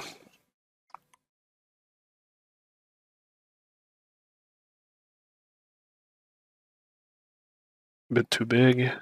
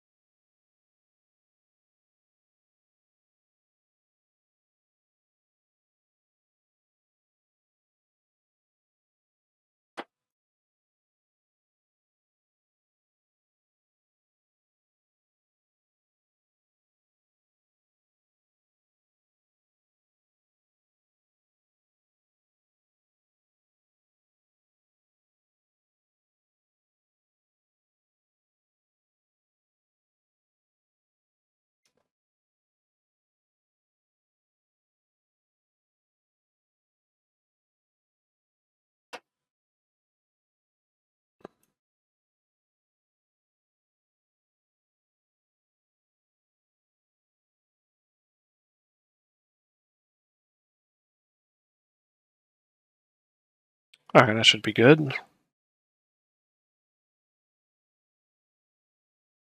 But I know that those are not like deep enough, those bolts, so I'm just gonna take a second to do one last thing.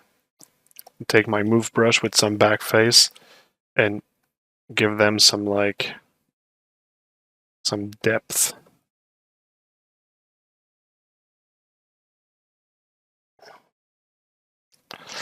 There you go, should be good.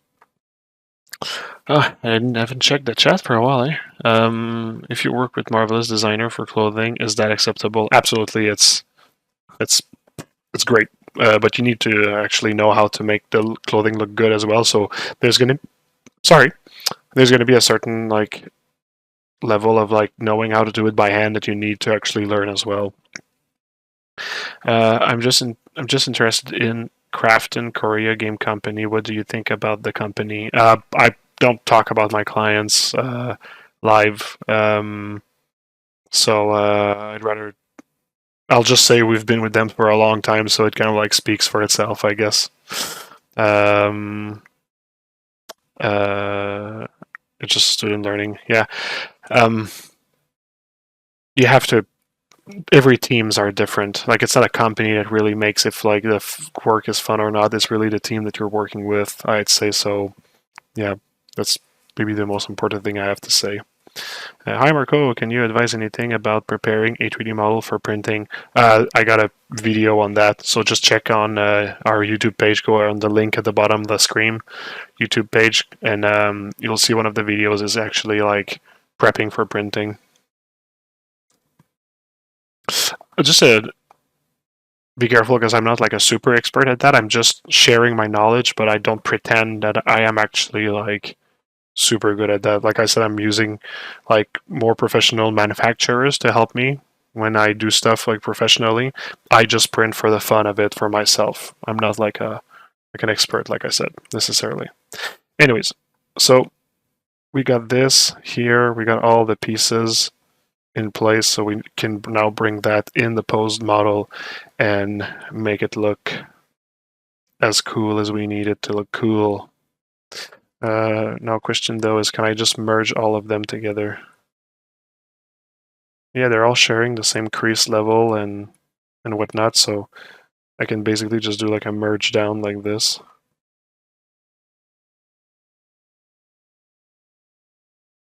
Awesome.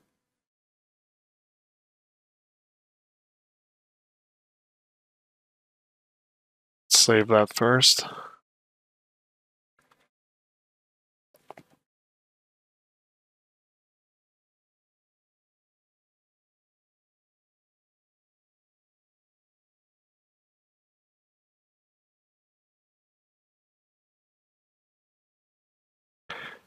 Hello, June Goober.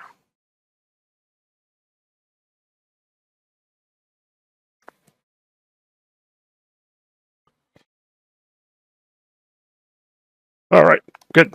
Back to the posed model again. The one that brings the feelings.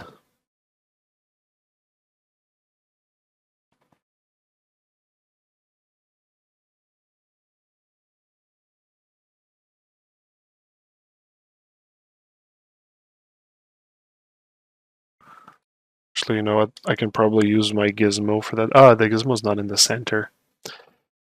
Oh, well. No matter.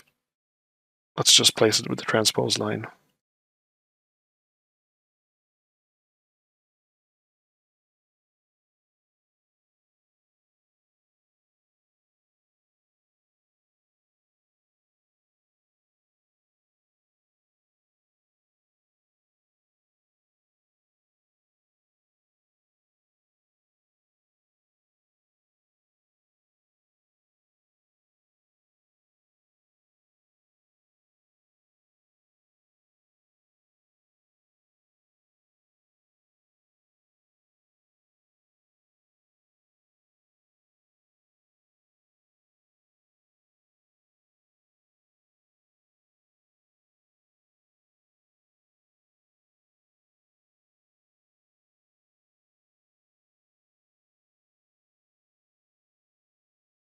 So it lost a little bit of its shape when I put it in symmetry, so I'll just try to gain it back.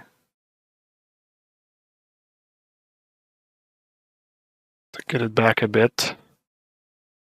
Oh shit, this is so cool. This good, I mean, sorry. Cool, thanks for the comment. Do you sculpt standing up? No, I'm sitting down right now. I'm on my my seat. I used to work standing up, but it did started to hurt my knee and my back more than anything. So now what I do is I work sitting down, and I just take breaks to stand up instead. So you see that simple move brush fixed the issue, and it's not really like making my my rivets look, not rivets, but my bolts look warped. So that's good. Now do I need to make it a little bit bigger? Yeah, a little bit bigger is better.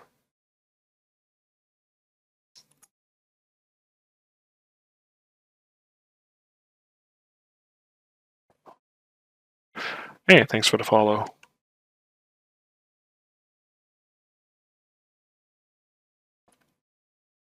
Okay, now let's just compare the old one and the new one to see if it gives somewhat of the same silhouette or if I'm losing something. There's a certain curved dynamism that I'm missing with the new one. But is it that bad?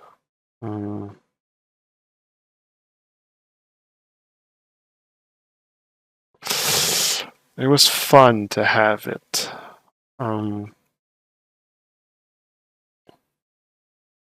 Maybe I can just get it back.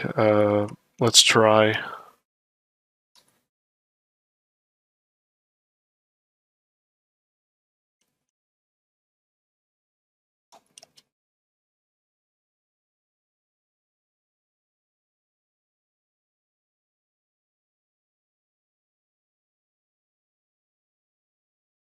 That's cool.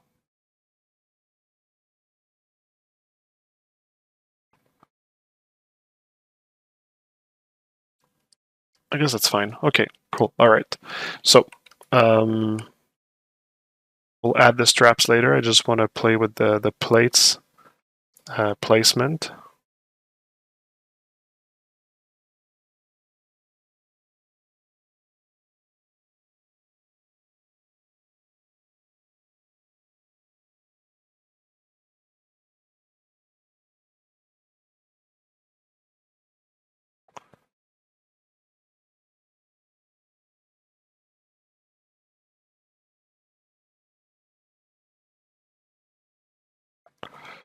Oh yeah, I was thinking of having actually a like a underlayer thing, but no, actually it's nice to see more of the arms, so that I know that I won't be using anymore. This I'll keep as a backup. Those are going to be the floating straps, but no, I won't be using those. And this is going to be the one of the two straps I'll be adding afterwards. All right.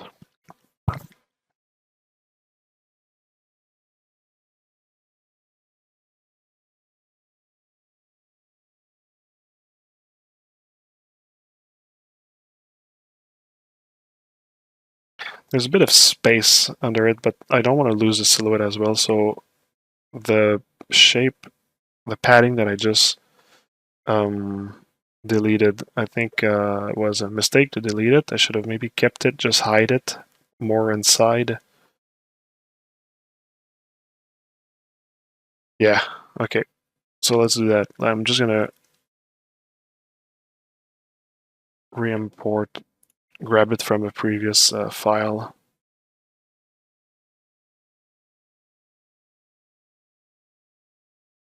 Man, I'm so busy at work working on like new stuff for the Archangels and the like series and everything.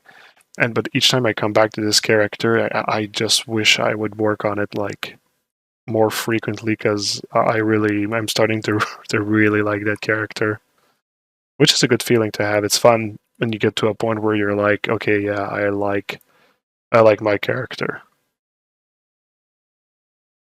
It's a fun thing. It's a good thing.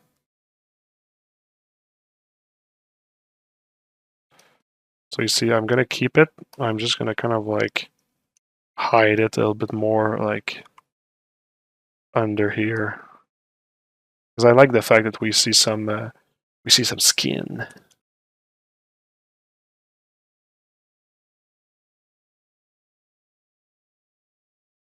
I'm gonna give it the appropriate thickness afterwards for sure.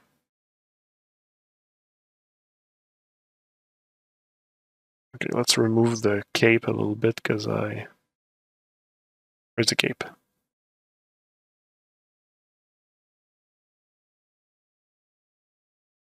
Both capes. There we go.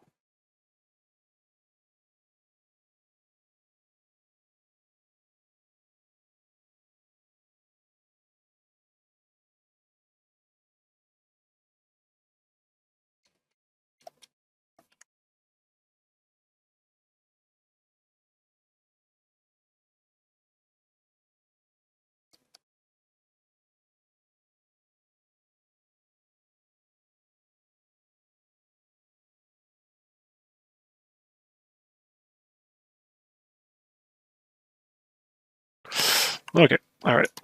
Let's keep just one of the sides. Let's Z remesh this even less. Perfect. Let's give this a good amount of thickness.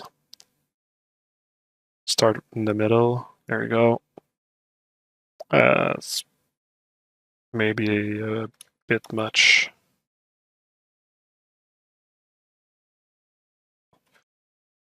Let's start with that.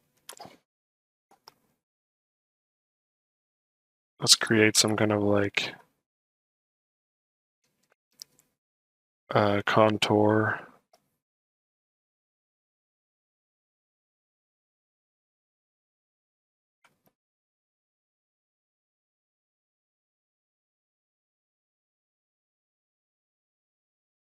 Okay. Something like that. Okay, let's start with that. Let's give it the leather material.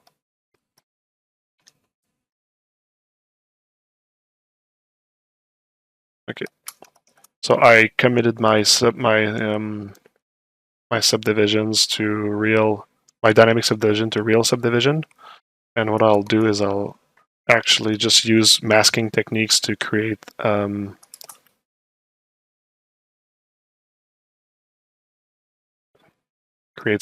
create cavities to do the rest of the work.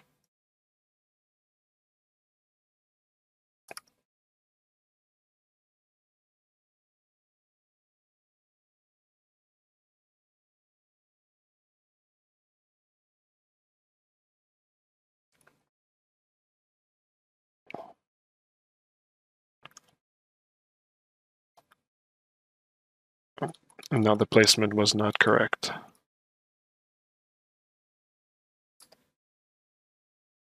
The placement is still not correct. Still not correct.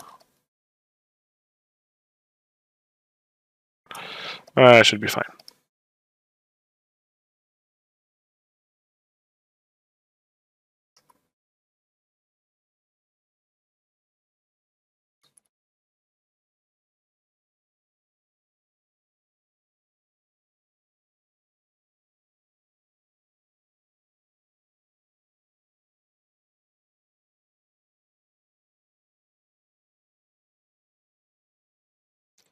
All right.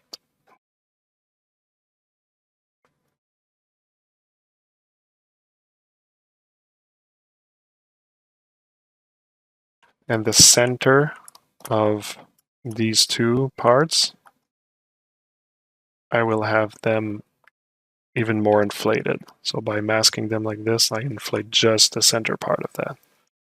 All right.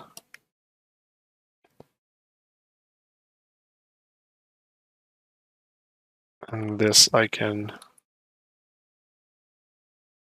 like do the final placement. And it's like thick enough that it gives the impression that it actually like does touch the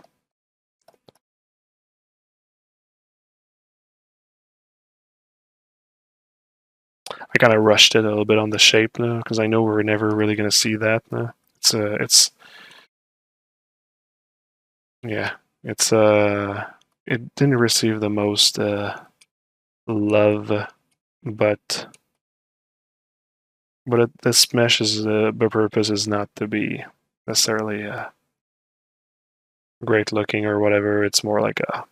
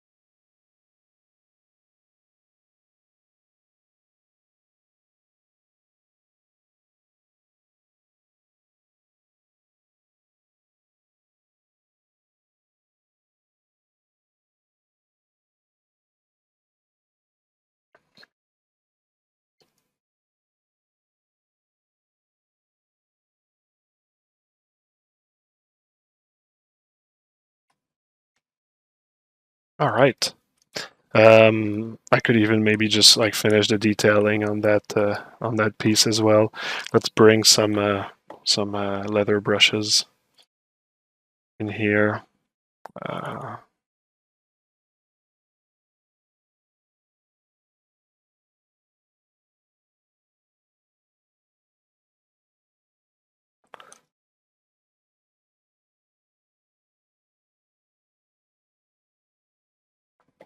Letter pores, letter crack, letter curve.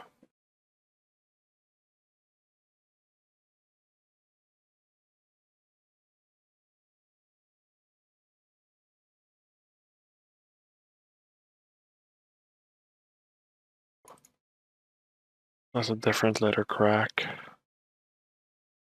Same letter curve. Letter pattern.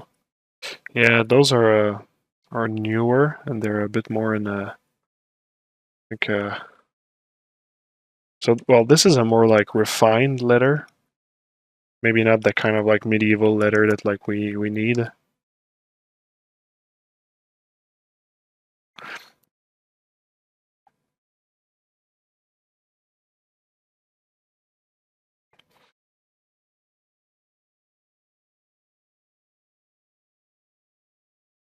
Letter curve is more for straps.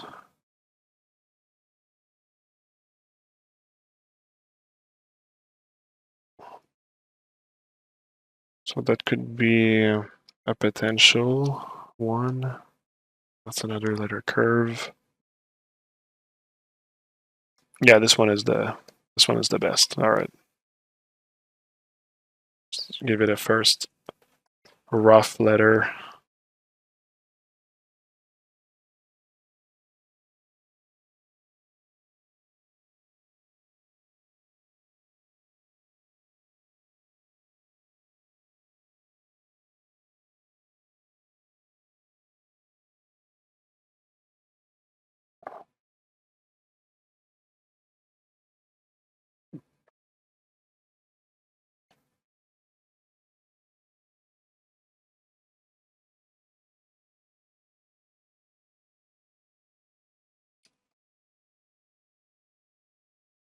Let's add some pores.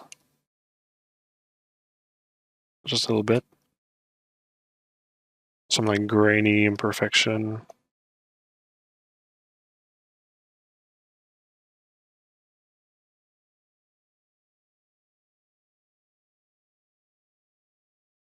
Not really visible. It was kind of like a waste of time, but whatever. I think I'll just add some weathering like in the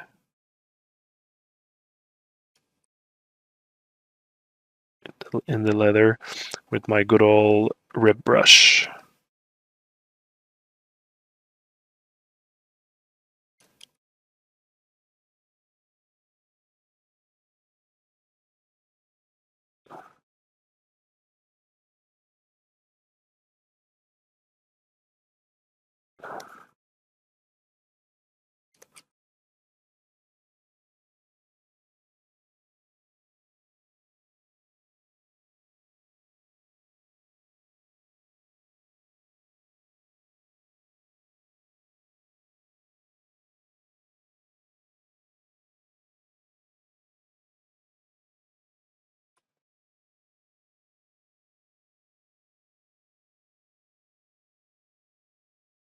All right, let's not do more than that.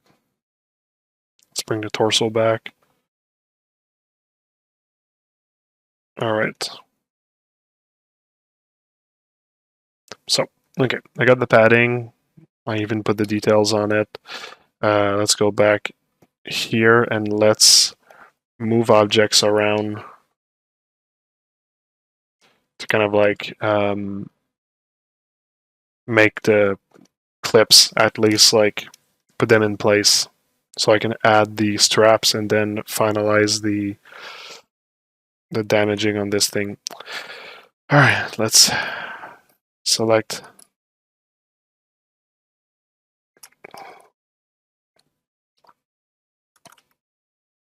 All right, so it's masked. Let's...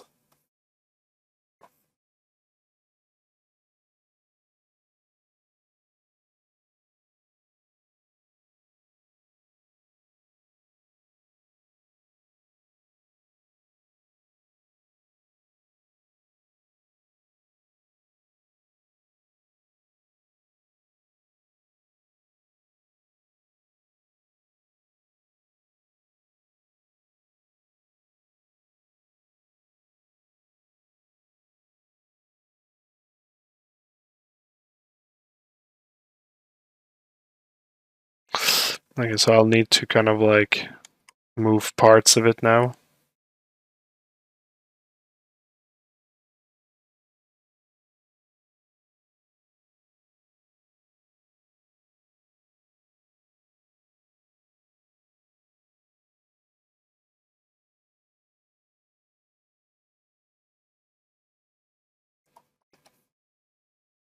Okay, so that's going to be a decent enough placement for this.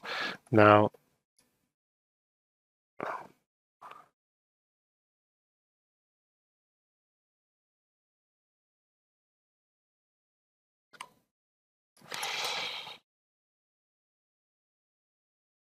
there we go.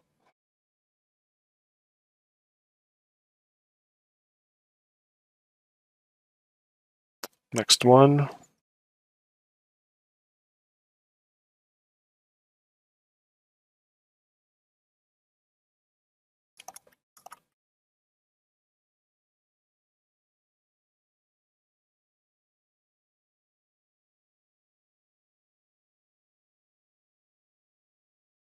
I think I'll have to hide the torso again because it's a bit in the way.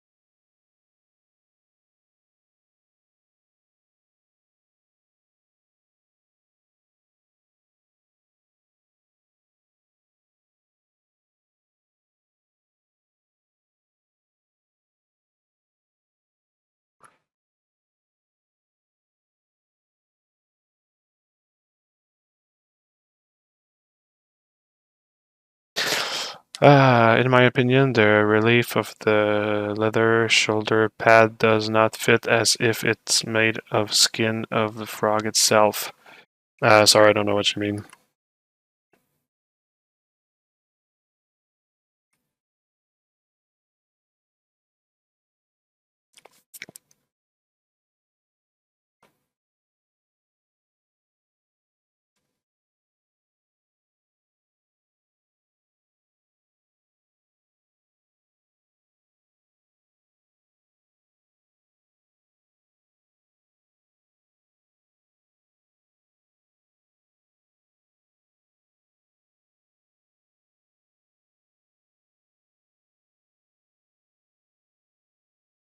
Okay.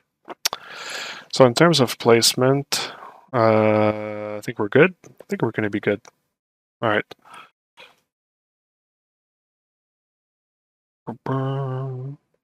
So now at this point, I think I'm actually going to I'll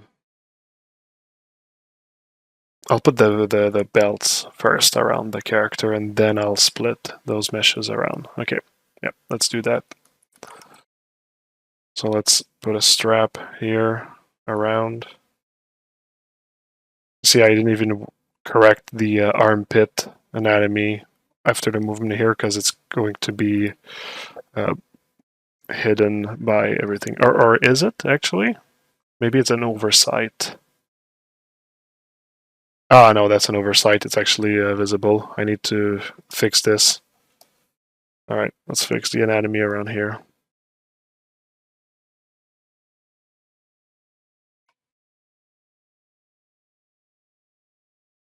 So once again, let's reduce the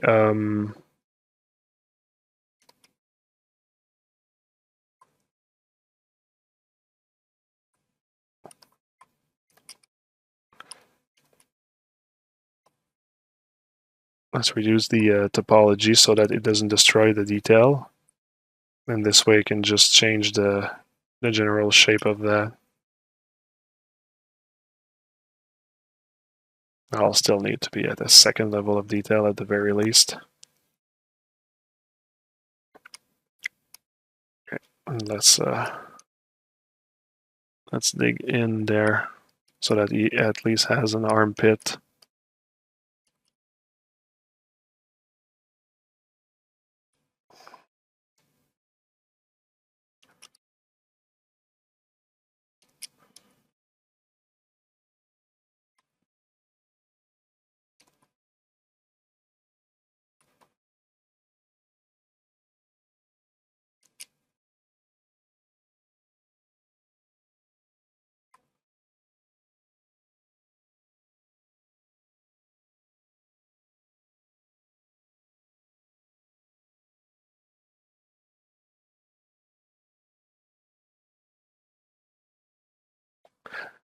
Thanks for the follow. If you smooth at this sub-D, how much will it affect your IS level? Almost not at all. That's one of the magic of working on the lower subdivision level, is that it does not affect the detailing. Like, see? Like, there's a certain stretch here because, like, there's never any detail that existed. But, well, here there's, like, also a stretch. But there sometimes you need to rework it. But in terms of, like for example, well, just to give you a better example, there was a lot of cool detail here, like, nicely done. If I push that at this level, you see I'm not losing the details, I'm just pushing the mass. Thanks for the follow, by the way. But there was never any details here, so I'm kind of like going to need to redo the detail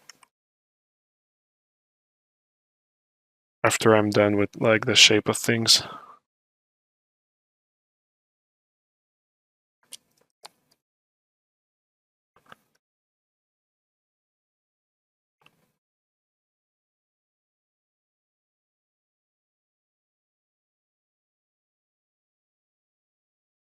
Not going to spend too much time here. We're just talking about the armpit, which is not going to be a showcase of the character.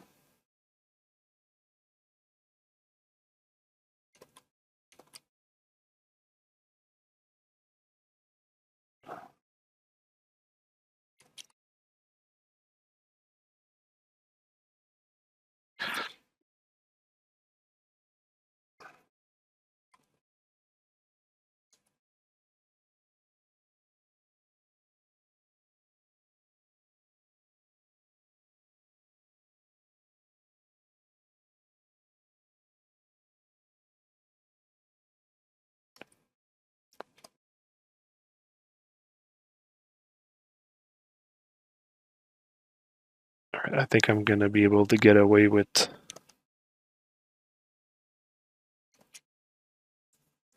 only that. I kept the layer, so we're going to be able to see before and after. So I got rid of the bum. Now we have a nice armpit, and I'll maybe add a little bit of detail. So I already have a leather brush here. It's not the exact same leather that I took to make the skin, but at the end of the day, leather is leather, so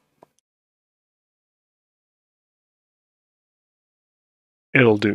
So you see, it was just to add like a little bit of frequency since it was like a bit soft. Maybe here as well.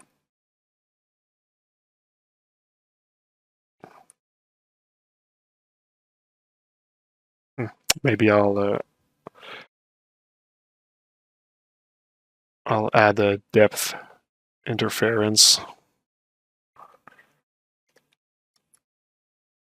There we go. This way it's not affecting right above it. Lacklands. I did the concept. Yes, I did.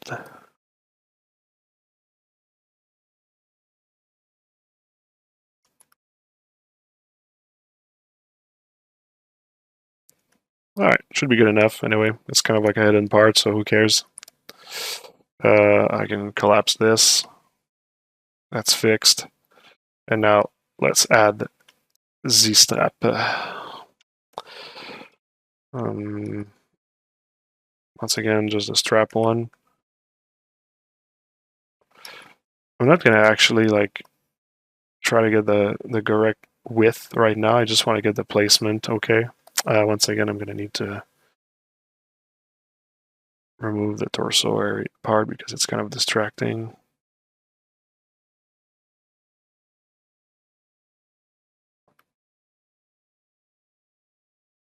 No, flow does not seem okay. Okay, the flow seems better.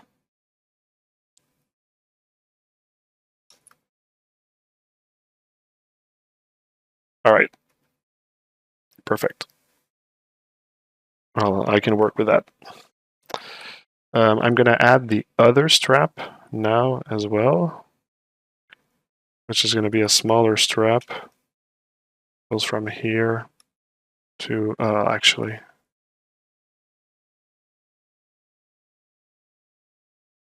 Yeah, it's more like here. Yeah, okay, yeah. Well, actually, no. I already have this strap. I don't need to make a new one. It's gonna be okay like this.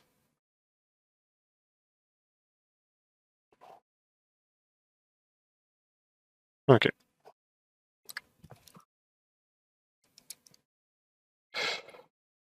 There's just gonna be a tiny bit of correction to the strap here, especially on the flow of things.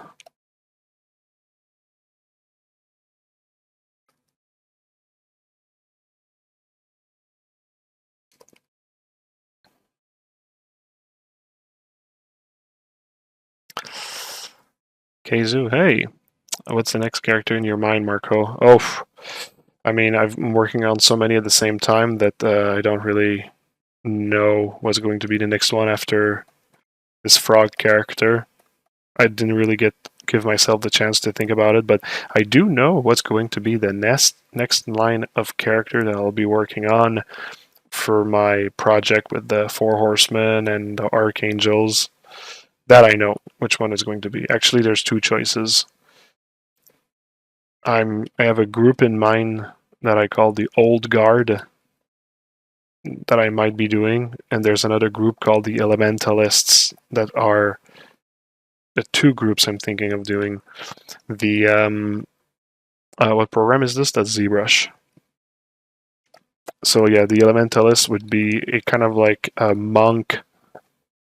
monk-like kind of android that has attained a certain like spirituality and understanding of the planet, so it connects with the elements, and it actually it gives itself to the elements. So they would be like robots that are meditating about the elements, but also are like affected by the elements at the same time. So that's one of my idea. And the old guard is a bit less of a refined idea. It's just the idea that like it would be like robots that are kind of like still like participating into like the culture of their of where they believe that they belong, right? So it would be like androids still wearing cultural garbs, but done in a like a sci-fi futuristic way. To say it vul to say it quickly, basically. I'm trying to not like reveal like too much also at the same time, but yeah, those are like the kind of like directions that I would go for.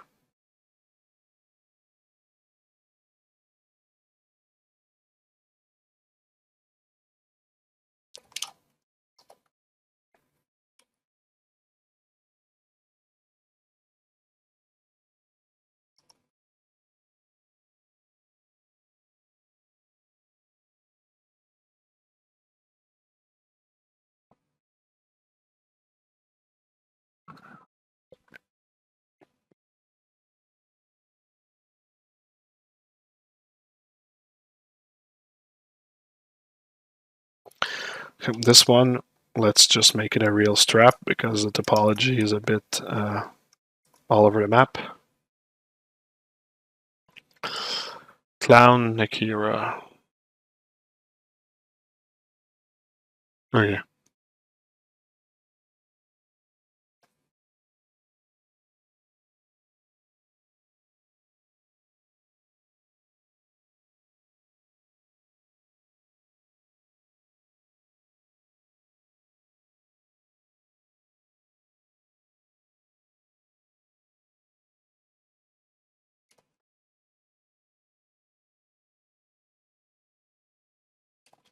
Just make sure that it's well tucked. At some point, like what would be the real thing that I would need to do is have the strap affect the anatomy under, just because of its like pressure.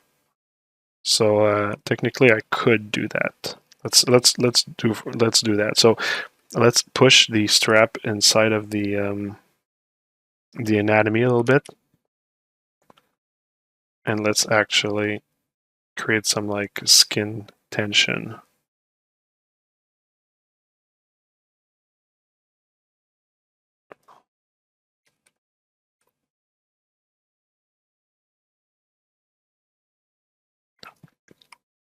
So let's do the same with this one here.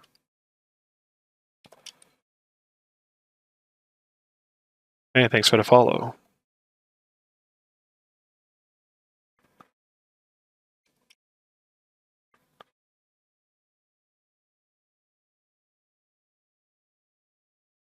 All right, that should be enough inside of the skin.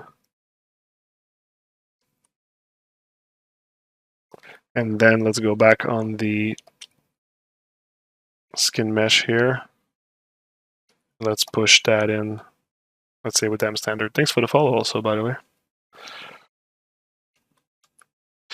Yeah.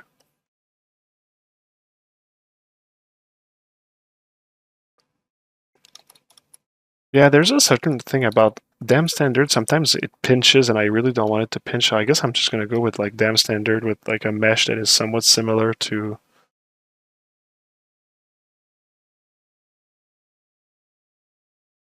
There we go. It's more what I wanted.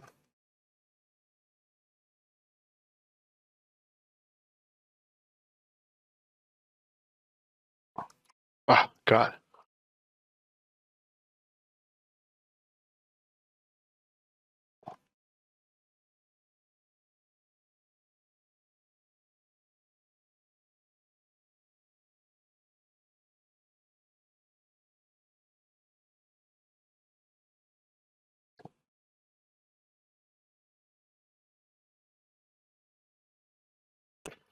In that case, it's subtle. I could exaggerate this effect, but like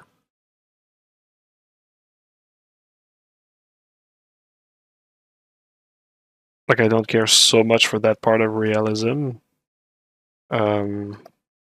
Just wanted to show it now. I'll maybe give it just a little like bump in the center like this.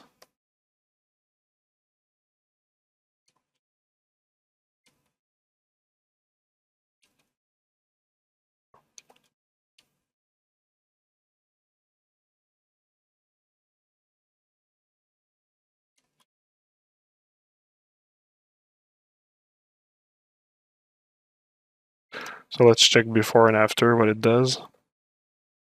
So without the strap, so you can see that there's like a certain like pressure.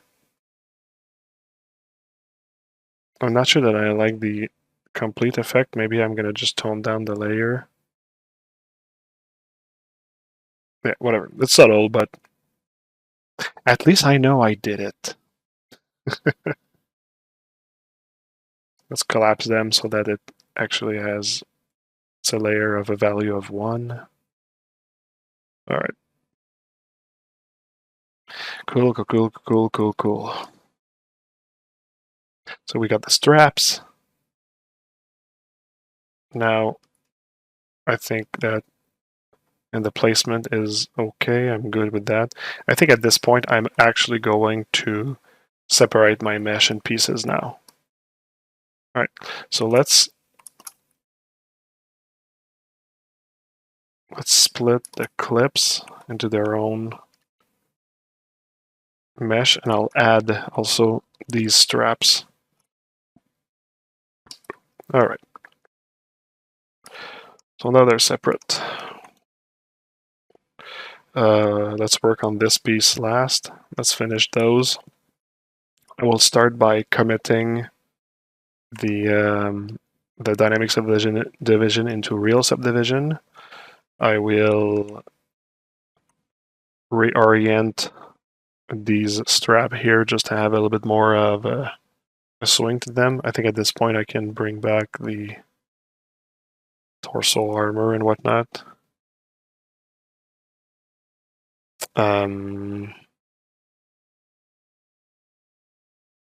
You know, it's there. That's all that matters. Yeah, exactly. This looks amazing. Big love from Brazil. Awesome. Great. Thanks. Cool. All right. So, yeah, the straps. Thanks for the follow.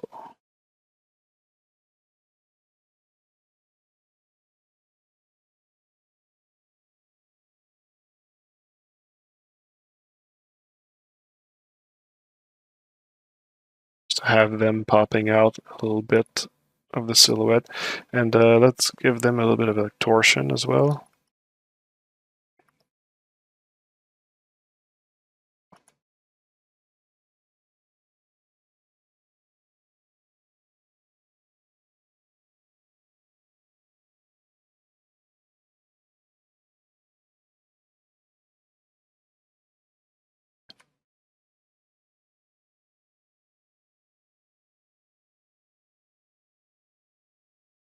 A bit of the same for this one.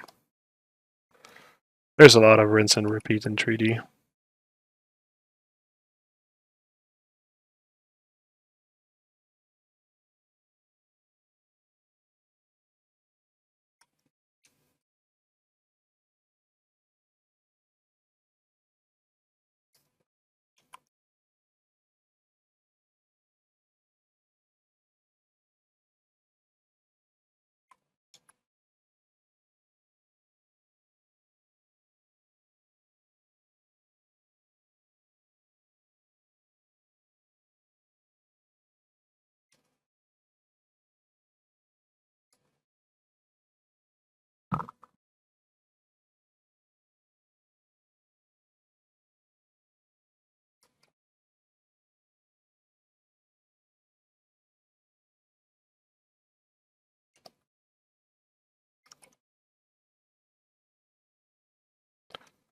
Okay, for the placement of the belts, that's cool.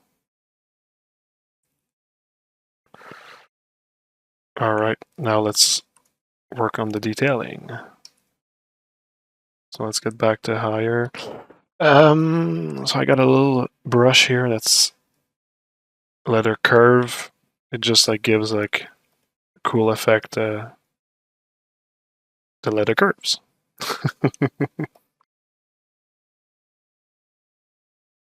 But I'm gonna remove the back face though, because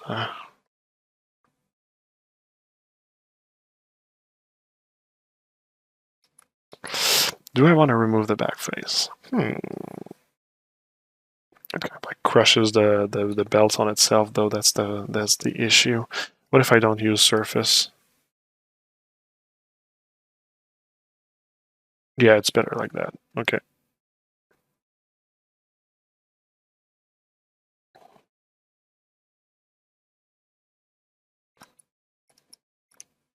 Wonder if I should make it a bit stronger. Not too strong.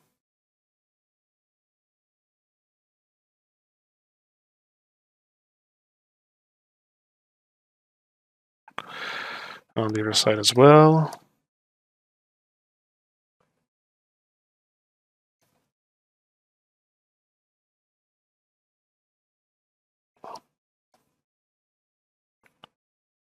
And on the sides, I'm gonna want to have like a bit of a like a frayed leathery look. as well. So I'm just going to finish something here first, though. Letter pattern. No, this is the kind of like refined letter. I don't want that. I want rough letter. Oops. This one comes with an alpha. There we go. Do I have enough resolution? Well, yeah, like I said, this character, I'm never really going to focus on the details, so I don't really need to put like my subdivisions like crazy high. Like this might be like the maximum. I'm gonna zoom on the character, but what if I subdivide more? How much polygon am I at right now? On this one, it doesn't say, it didn't update correctly the mesh, so I'll just clone it here and it should be telling me the number now. You see, if I'm almost at 1 billion for all of these. If I subdivide more, I'm going to be 4 million for just like clips and stuff. It seems kind of high. Let's try anyway.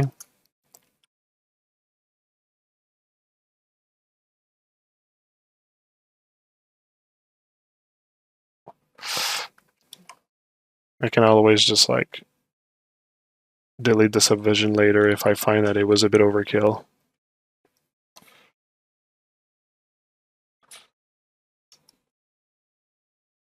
What is this character for? For fun. That's what it's for. It's always for fun. I'll texture it later, and maybe it's maybe I'm even going to print it. We'll see.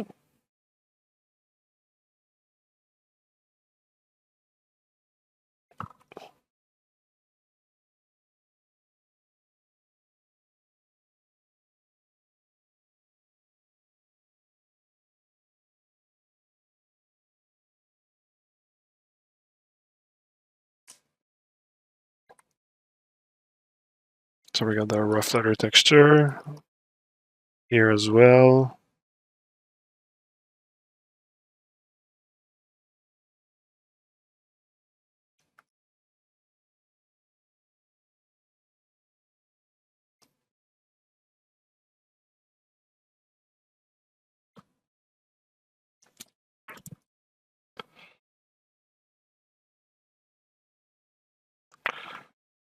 Thanks for the follow.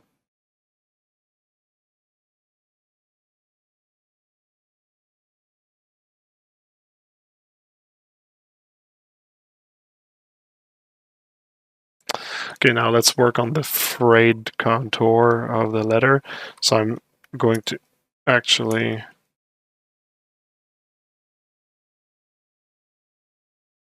I'm going to select all the edges.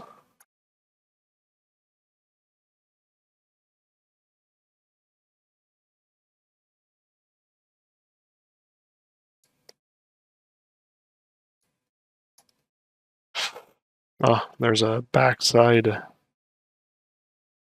that was selected by accident. Maybe it's sharing a polygroup with... Yeah, it's sharing a polygroup. Well, it's the back. Never mind, I'll keep it.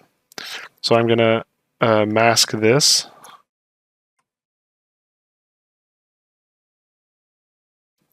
Inverse mask selection, and I'm gonna apply an alpha here.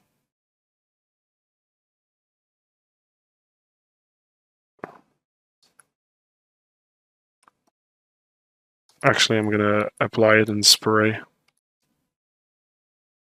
The goal is really to, whoops.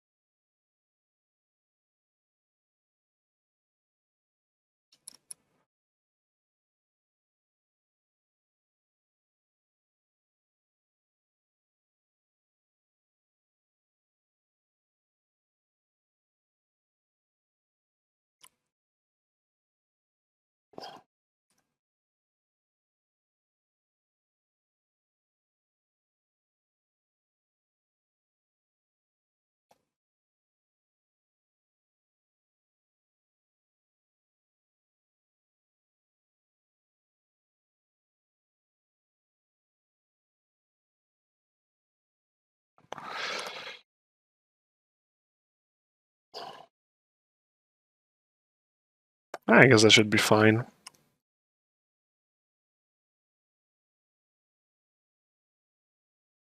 Oh, kind of missed this one here.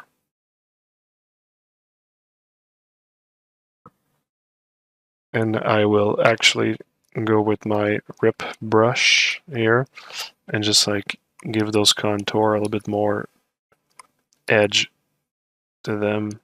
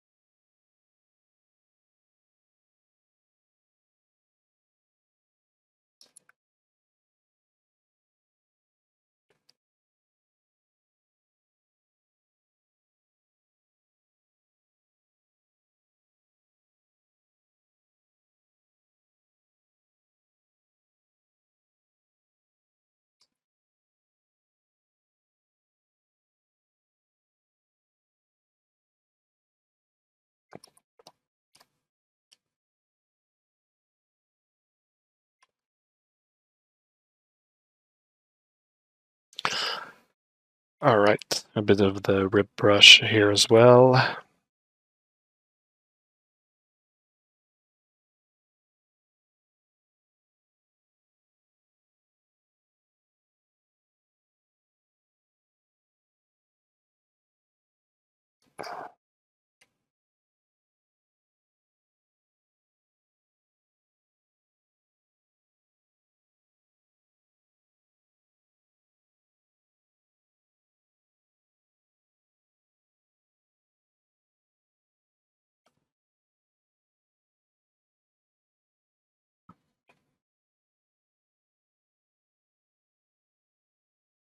All right, and on top of that, I will add a bit of like damage to the straps.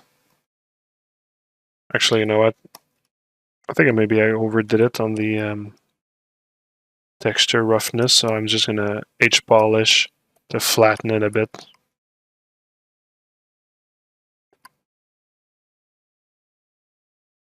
Yeah, I just went a bit too rough.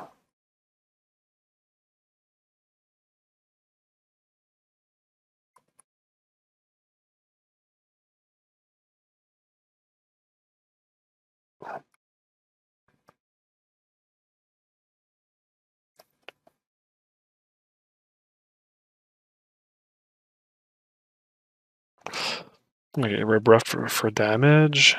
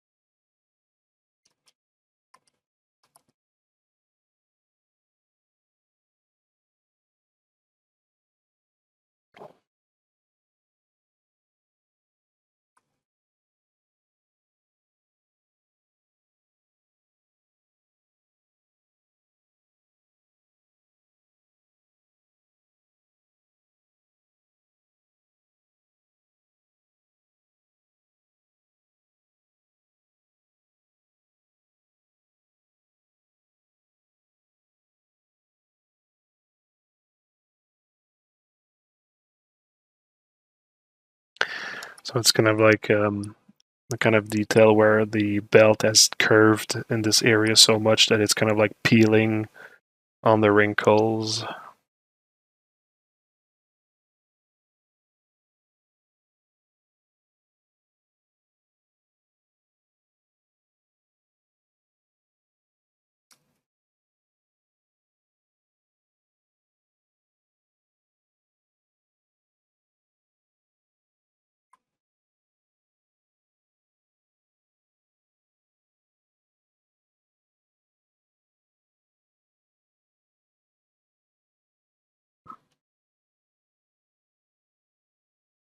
Oh, you know what? I forgot to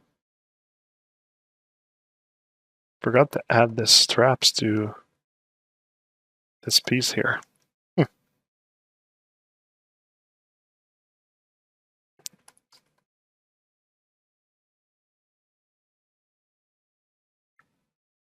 This is the best reason. Yeah, it's a good reason. Jesse do art. Woohoo! Finally made it to the live stream. Well, welcome. It's my pleasure to welcome you in the live stream.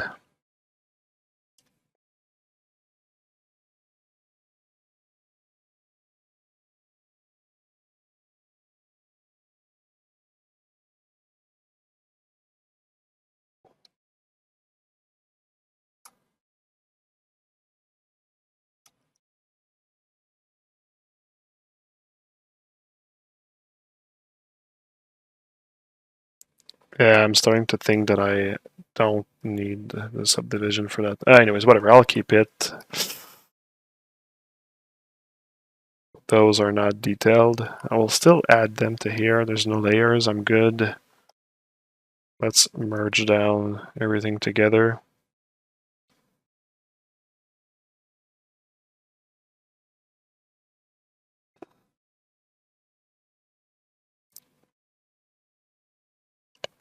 There you go.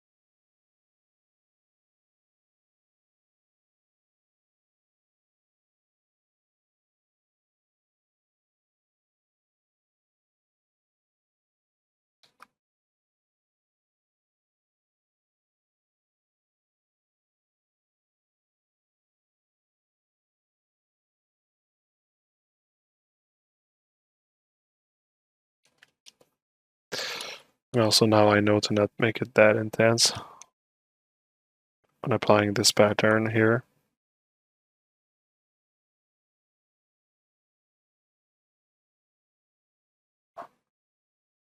There we go. Alright, the fried edges. Oof, it kind of lost its poly group, eh? For this one at least. Can I mask it? Yeah, fine enough.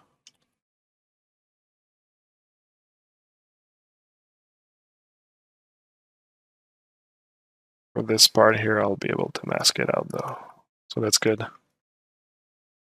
Alright, so both parts are masked. I'm gonna grab the other brush for the fried ends.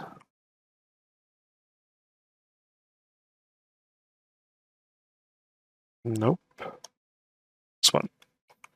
In spray mode.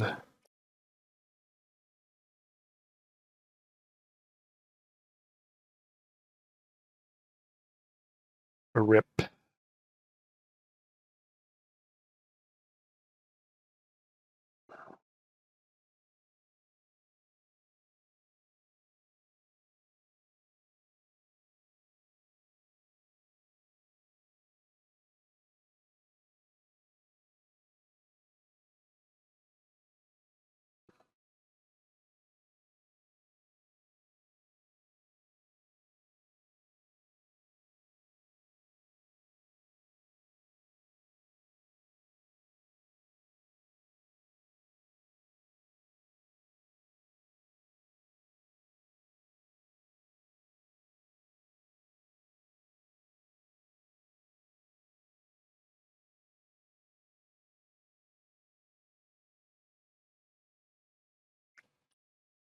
Alright.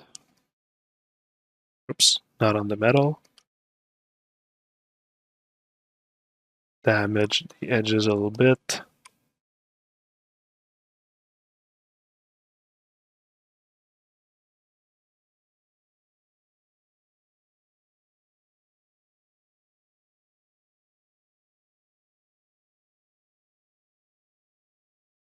Thanks for the follow.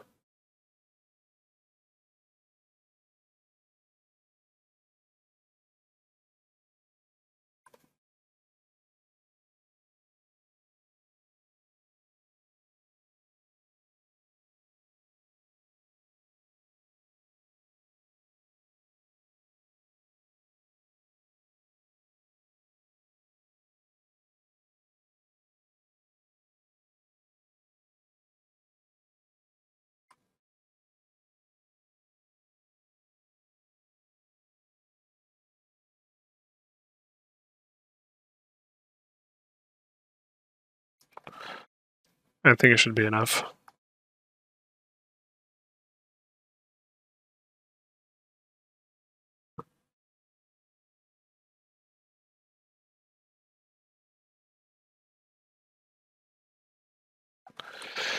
All right, now let's add just some details on the metal. So the metal will just be like light scratches and grain, I guess.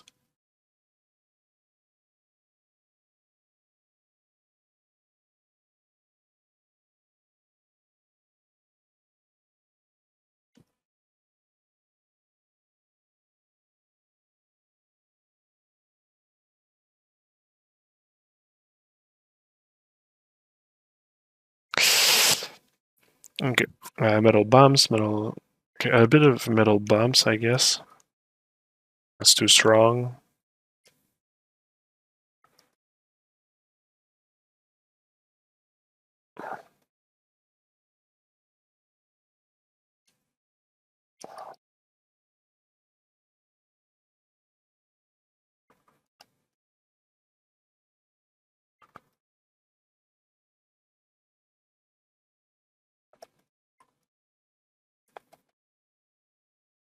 And a bit of scratches as well.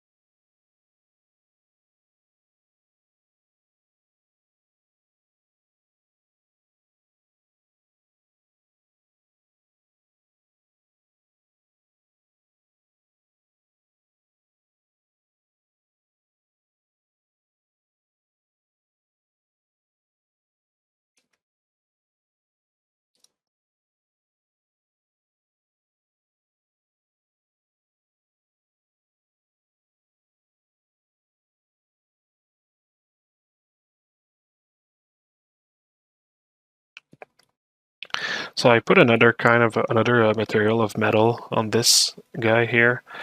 I want to separate both types of metal, the cleaner one and the more rough one. I'm still going to add a bit more specular to this one though. Just because even if it's a darker metal, but I still wanted to actually have some punch, so more specular. There you go. Maybe a bit too much. Should be alright. Okay. So we've got all the straps under here. That's done. That's cool. Awesome. So we just need to finish the middle part on top, which can be like a considerable amount of work. But let's see if I can get around it pretty quickly.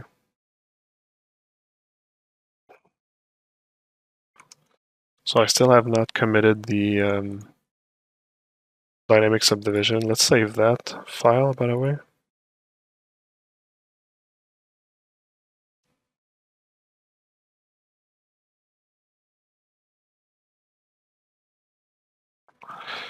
And I'll start by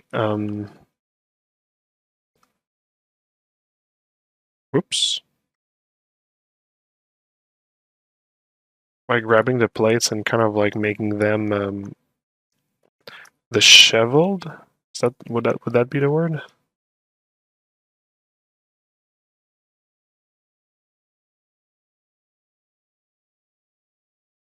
Like offset.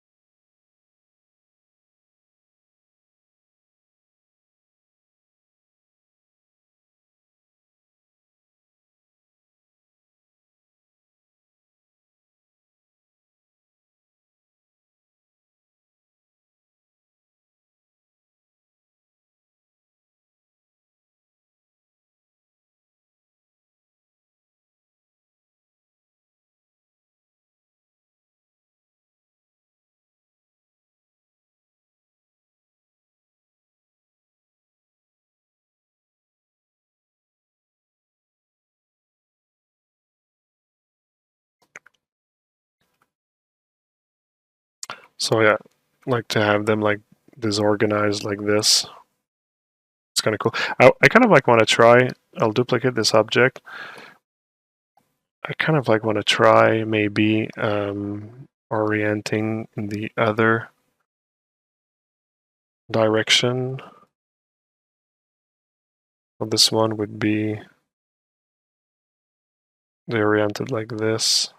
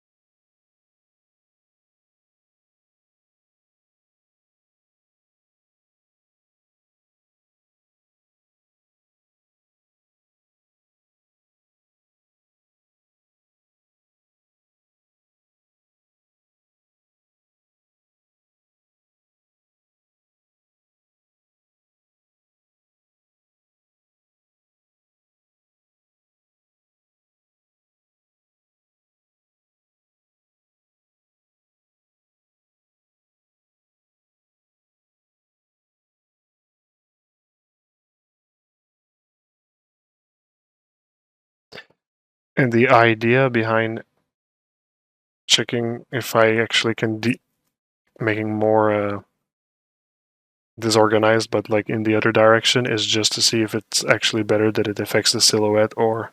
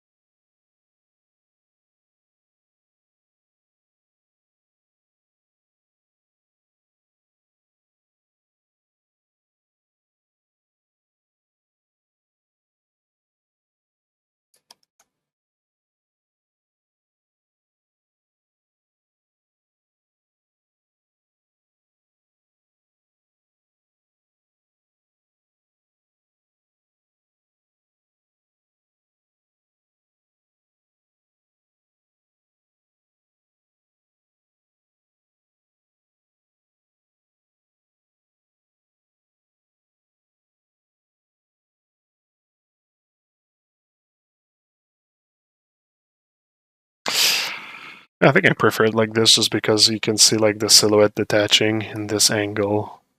Yep, I think I'll keep this one.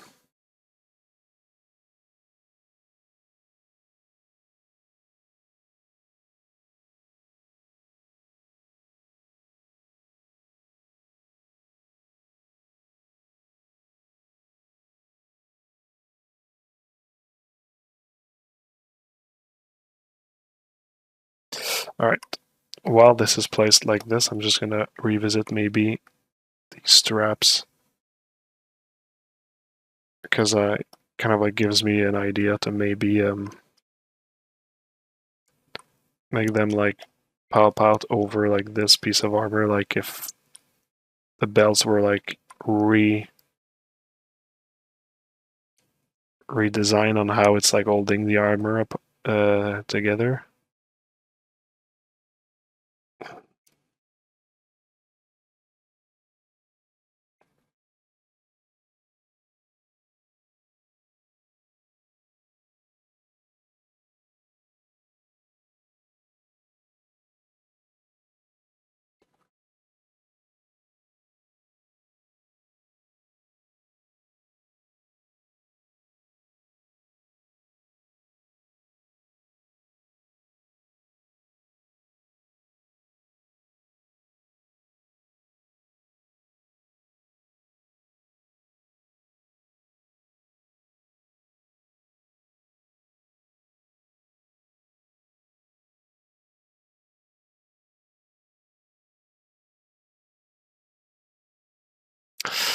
Would it be cool if this belt is also on top of?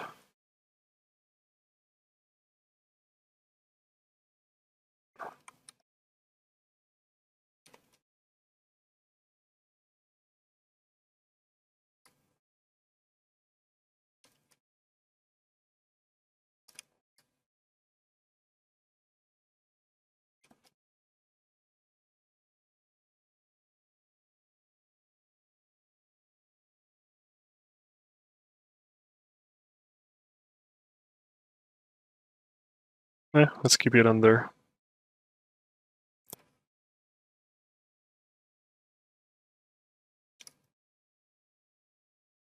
Yeah, but let's make it come out from the sides like this.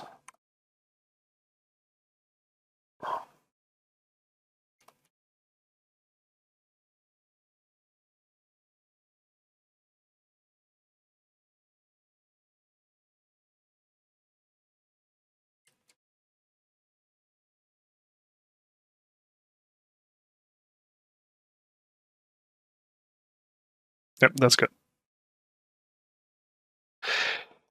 I like it.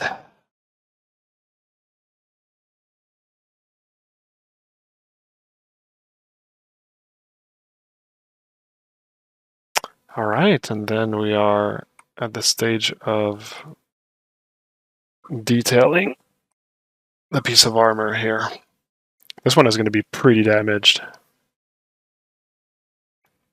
So let's apply the subdivisions. Let's just see if this is going to be enough subdivision overall. So let's just take like the small alphas, like the scratchy ones.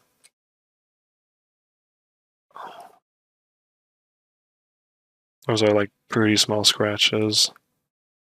Okay, how many million polys am I with this? I'm already at 2.5 million. It's going to bring up to 10 if I want to really have refined details. It's a lot. But is it worth it? Maybe.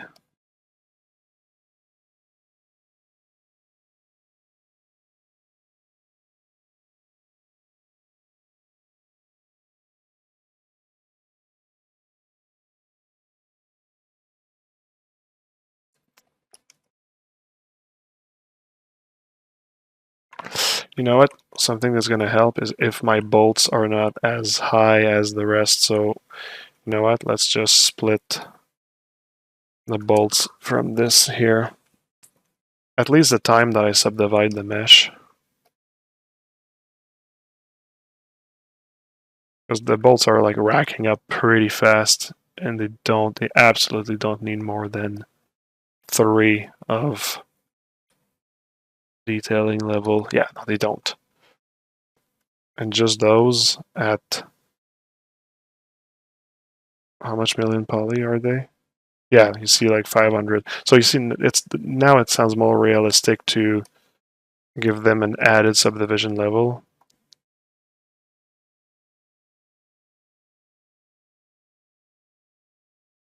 And then add the bolts here. Because the thing was that the bolts, their lowest subdivision level was still pretty high, while the armor was not so high. So it was kind of like, and see now the scratches are good. So yeah, it was kind of like unbalanced.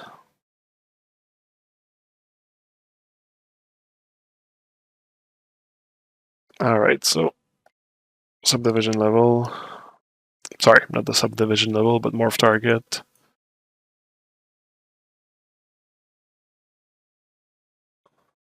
There we go.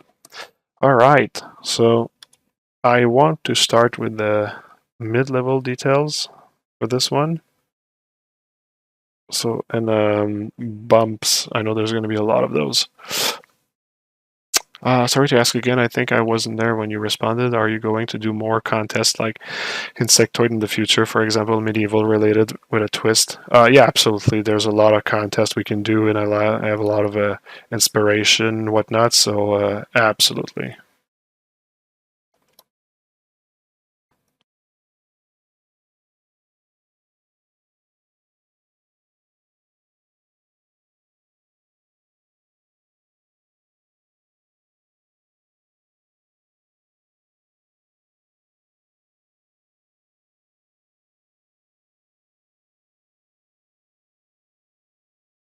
Yeah, thanks for the follow.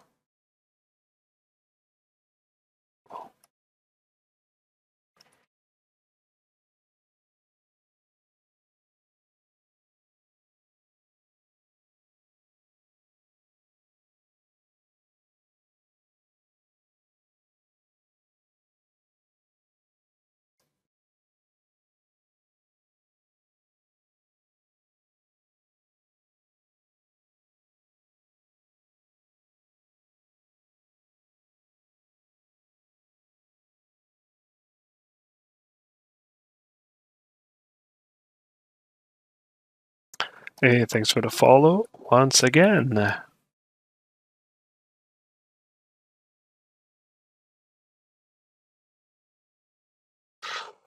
All right, so already armor is pretty battered just with those things. So that's good. Let's add a bigger one.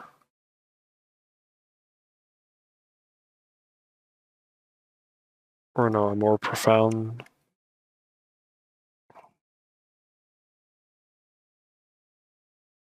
Actually, let me use a bit of morph target here. So that they're not all the same kind of like depth.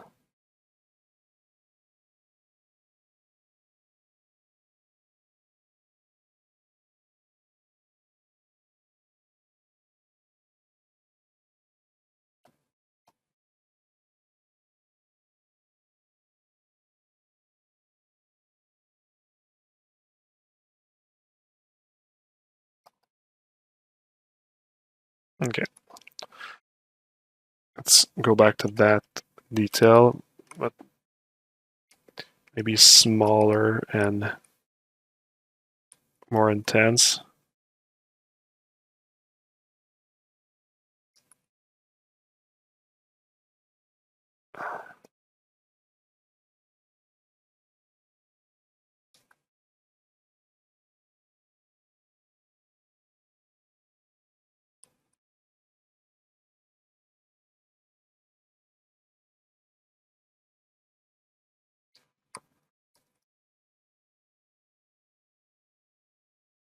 Hey, what's that?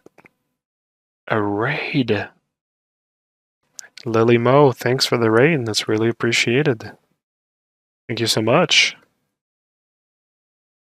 We're having fun over here, so that's a good thing. Yep, very nice of you, very nice.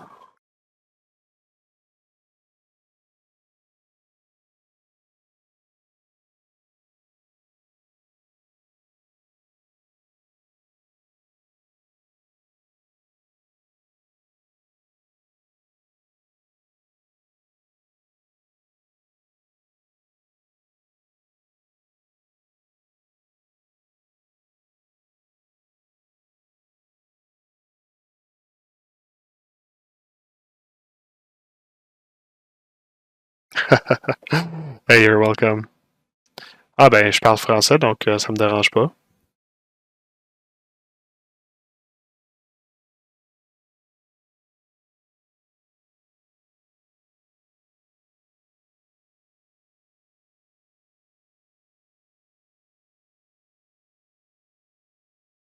Ben, moi aussi, je vis au Québec.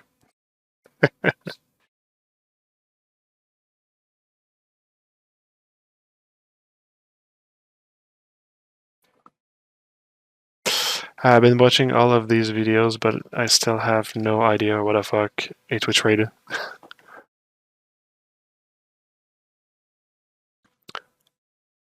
is. Twitch raid is when somebody from another channel is done doing their thing, and they're basically just taking all the people that were watching and moving them to an existing, well, not an existing, but a live stream.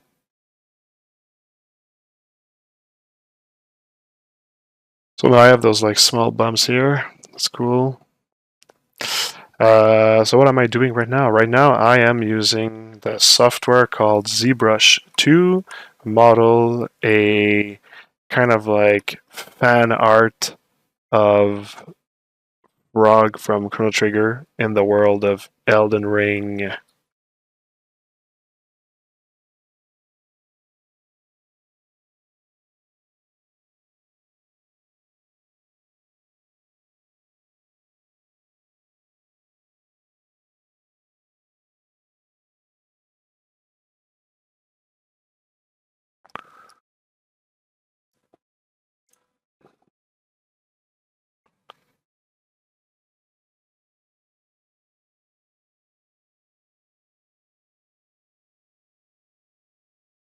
So this is going to be a first level of detail. There's going to be also some damage on the sides. I'm going to work on that now with the rebrush again. I don't need to be in maximum subdivision for that either. And that's just going to be in order to add those, oops, they're a bit extreme right now. Maybe I should reduce the intensity. Yeah, they're still extreme.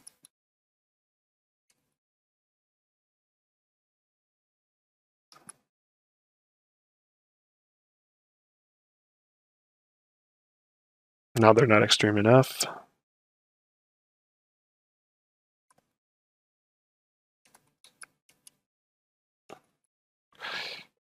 Yeah, that rib brush is, it's kind of like weird. So sometimes it really works really well. Sometimes it works a little bit less. I think I'll need to kind of like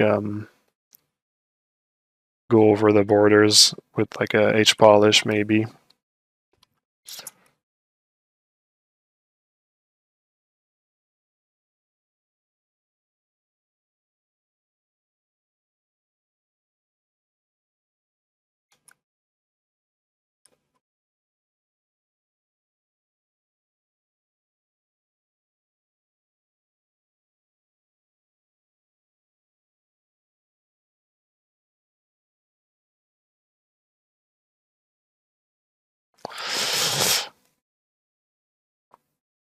So crashing your virtual party then. No, it's adding to the fun. I came with people very interested in 3D. That's cool. That's cool. Effects, E-links. I didn't know you speak French. The last time I came, is that another personal project quite different than the mecha I saw last time? Yep. It's thanks for the follow. Basically, it's a new personal project I'm doing just for fun, just to do something new. Also, it's been a while that I did something more like organic, so it's like we say in Quebec, ça change le mal de place, which basically means change the location of the aching of the where it hurts, which basically just mean like thanks for the couple of follows, by the way. But yeah, no, it just like basically like means to just do something different. It's kind of like a sarcastic or cynical expression. It's supposed to be, it's mostly positive, but it's just said a bit like negatively. But yeah, it basically just means like changing things up. So just see it like, for example, if you're doing like some exercise at the gym, and like you're doing your arms, and your arms they hurt. So it can be a good thing because you use them, you did that, whatever, but you need to change where it hurts. So you're changing basically what you're doing just to, yeah, just for the sake of changing, of refreshing, that sort of stuff.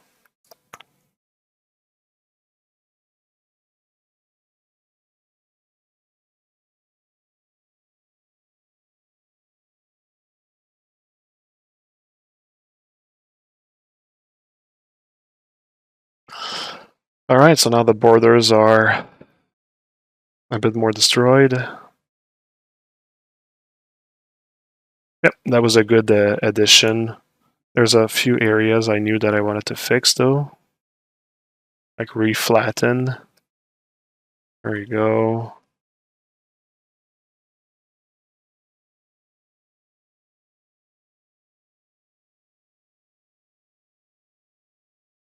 All right, I think I'm also going to just push the bolts a little bit like inside, like this.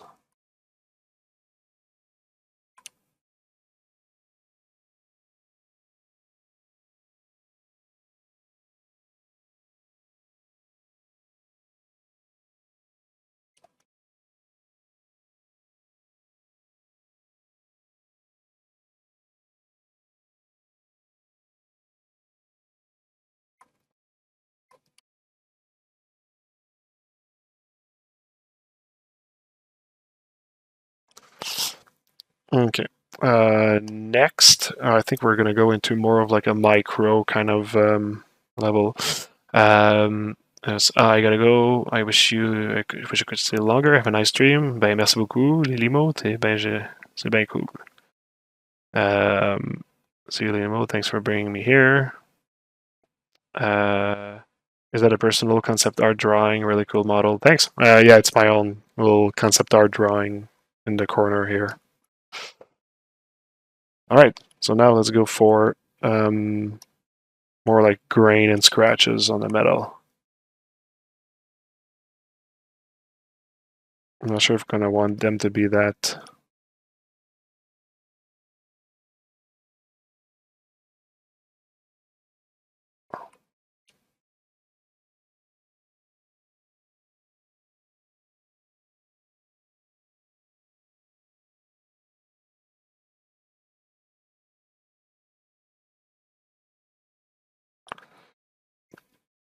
And then once again, like before, I'm going to grab my morph target and kind of like reduce it so it's not the same everywhere.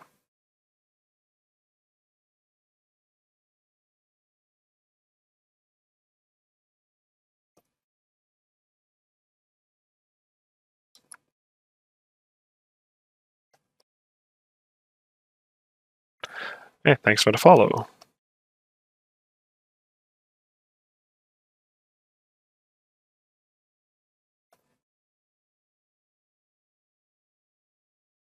Should be good. Another layer, this time of scratches. So I got scratches directional.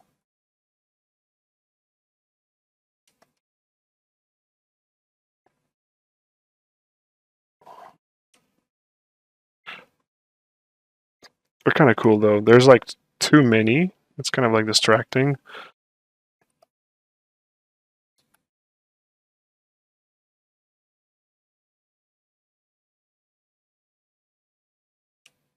You see, that was like kind of like subtle. That was not bad at all. Maybe I can have like a first pass of like more subtle ones. So let's take Scratch Light.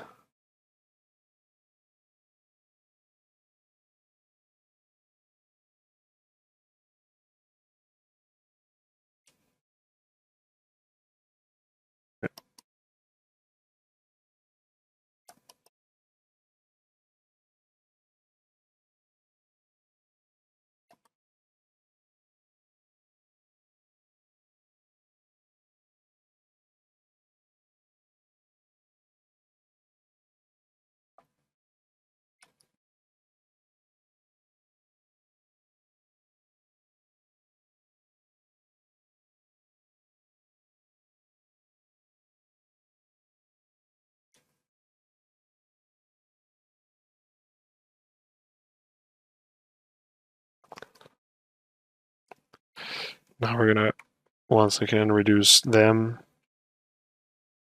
There's something I don't like about those though. I don't know if I'm too critical. Actually, you know what? I'm gonna start over. What about this one here? Ah, that's way too much.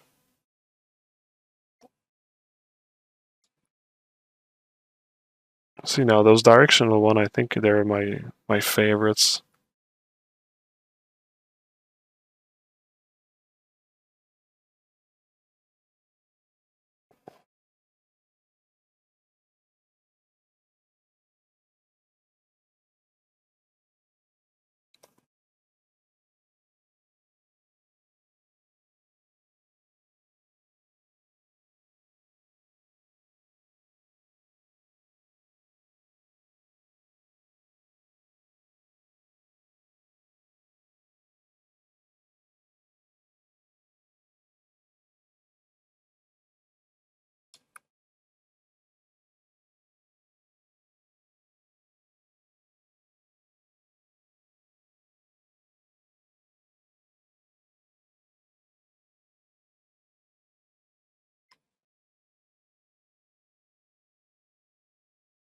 Okay, let's try this, and now kind of like tone it down a bit.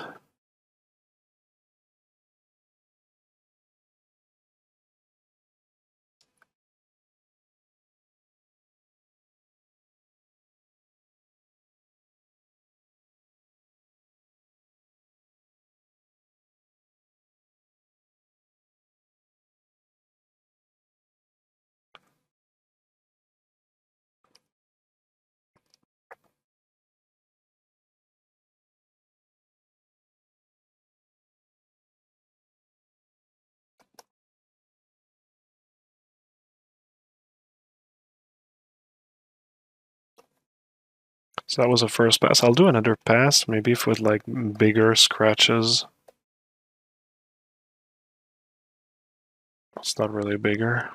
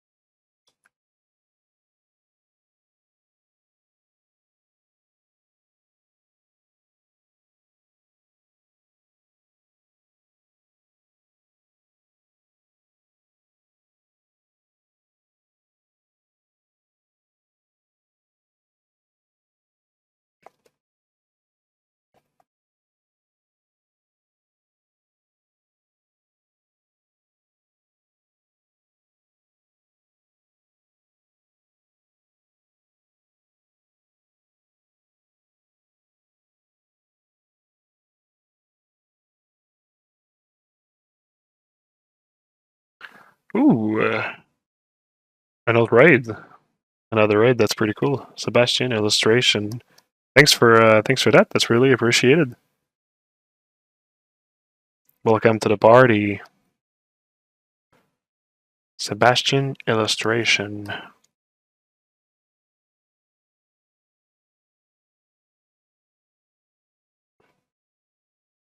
Really great. Awesome. Really happy to see that people are joining in, other fellow artists. Welcome, welcome.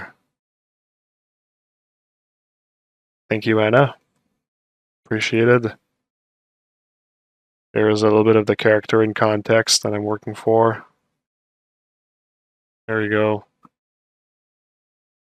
I'm cooking up some cool frog art. Indeed. Or now I'm working on the metal plate here. So you see, I just like pushed it really far, and now I can see from afar that it's not exactly on point. It's kind of like missing like a mid-level of detail of bumpiness, so this is what I will be adding next.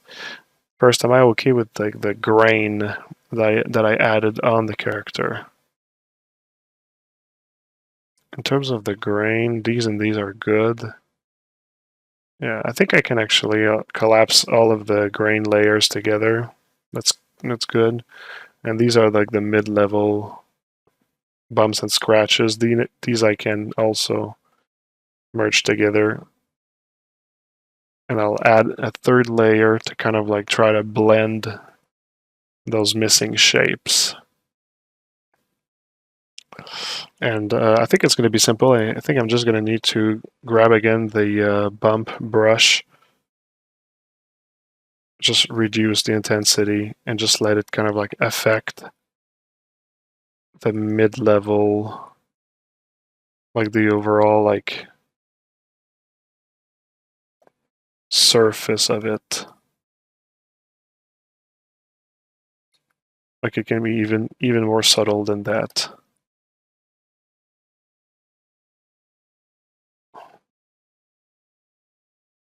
Yeah, maybe as simple as this. Huh.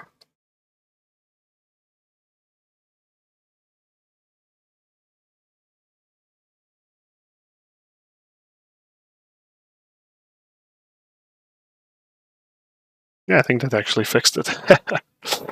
Well, the crab looks amazing. Well, thank you. I always forget to use the ZBrush layers. I don't. It's a really good thing. Yeah, this model has layers and stuff, but like I get used to it, and now it's like a really great asset. So I would suggest trying them. Well, the correct way would be what I'm doing right now. Just don't accumulate too much layers. Work on them, and once you're done, don't leave the record mode on. You have to freeze sub layers depending on what. Yeah, I'm not super like into the freezing and stuff. I find that it like kind of like stops like the momentum of the project and that sort of stuff. But whatever, that's just my humble opinion. There's one thing I've just noticed that I could have done is just scratch a little bit more of the layers here. Let me grab the rib brush a bit.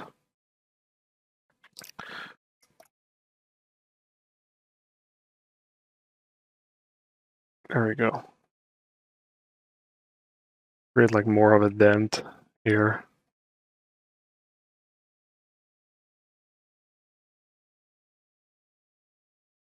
Maybe here as well.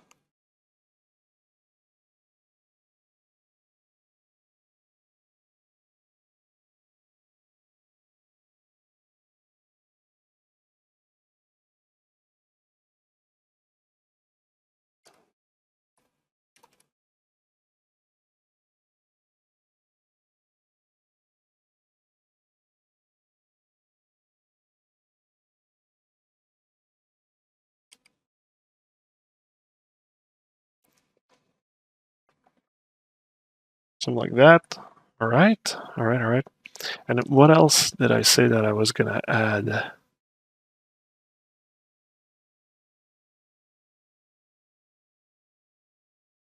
Oh yeah, I think I wanted to try like more like of a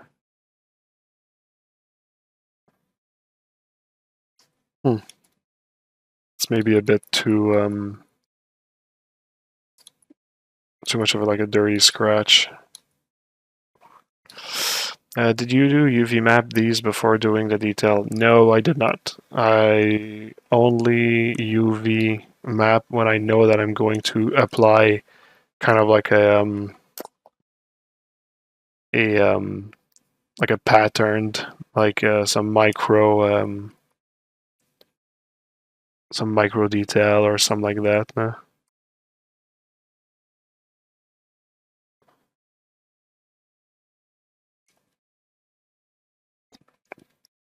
So far, I didn't have any of that, or at least like none that I couldn't do with just like applying the like masks as a like a stamp. Not mask. Wow, sorry. I'm getting so tired. I don't know what I'm saying anymore. I mean, like alphas.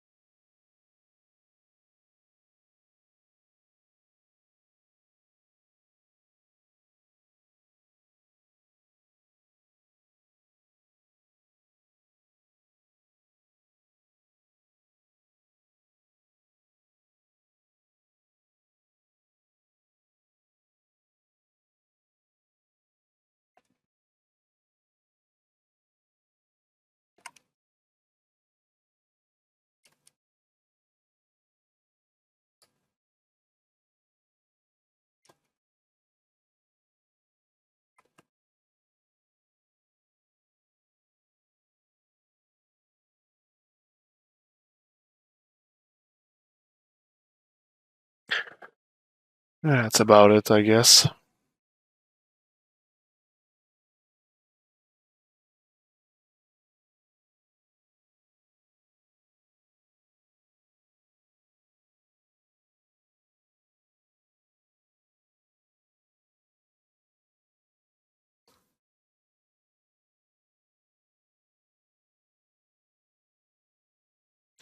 Yeah, I'm gonna need to end that stream soon because I'm starting to see blurry. But at the same time, I mean, we're at the end, so it's kind of like a good timing.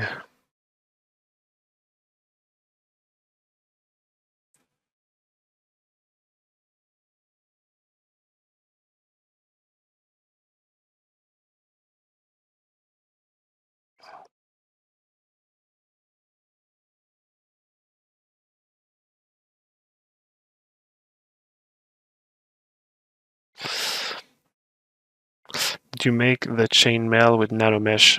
Yes, I did. It's still my rough, like my blocking chainmail. I'll make it a little bit cleaner when I get to it. But yeah. It was made with nanomesh.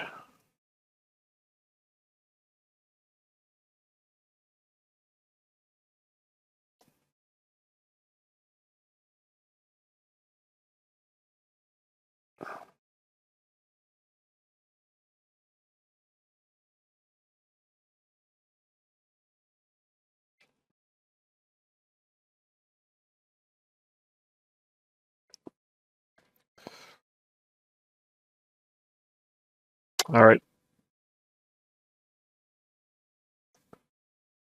Let's take a look without any colors or anything. Okay, I see. UV mapping is just used when applying surface noise. Yeah, and I prefer it that way. All right, so all in gray. Let's give it a bit of a flashing material. There we go. So this is what I got so far in terms of the detailing. Like the arm, this shoulder plate, the chest plate, the anatomy under is pretty much done, I'd say.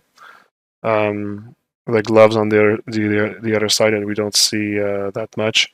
So yeah, I mean, there's still a lot to do on this character, but it's nice to see like some major elements, like having their shapes finally. So yeah, yep. That's cool. Yeah, I'm pretty happy of what I was able to accomplish in that stream. It's such a it's really nice because the last two streams, well, there was one I was not there, I was absent, and the other one I had to actually like stop pretty abruptly. Plus, I was kind of like not really going forward the way that I wanted. So it's nice to actually see that like this time we had a good healthy stream, let's say.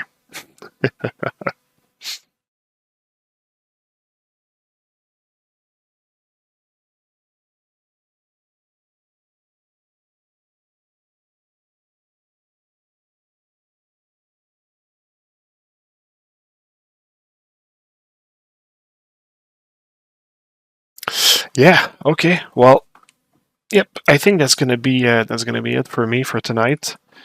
That's unfortunate because I mean we've got a pretty decent number of people right now. Huh? That's well. I hope that you've enjoyed what you've seen. For the people that just joined, I'd say, hey, you know what? Follow me and check my next stream. It's usually on Wednesday nights like this. Um, yeah, Cedric is, well, for those no Chaos Masons, you know who Cedric is. Cedric is basically thinking of also starting to stream on this channel as well. So I think it's going to happen like relatively soon, I'd say.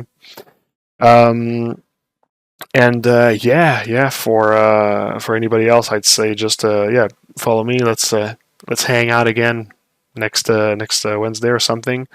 I'll be continuing to work on this character. I have all my other project as well working on that I work on the side. Maybe I'll tease you a little bit more like I did at the middle of that the stream here.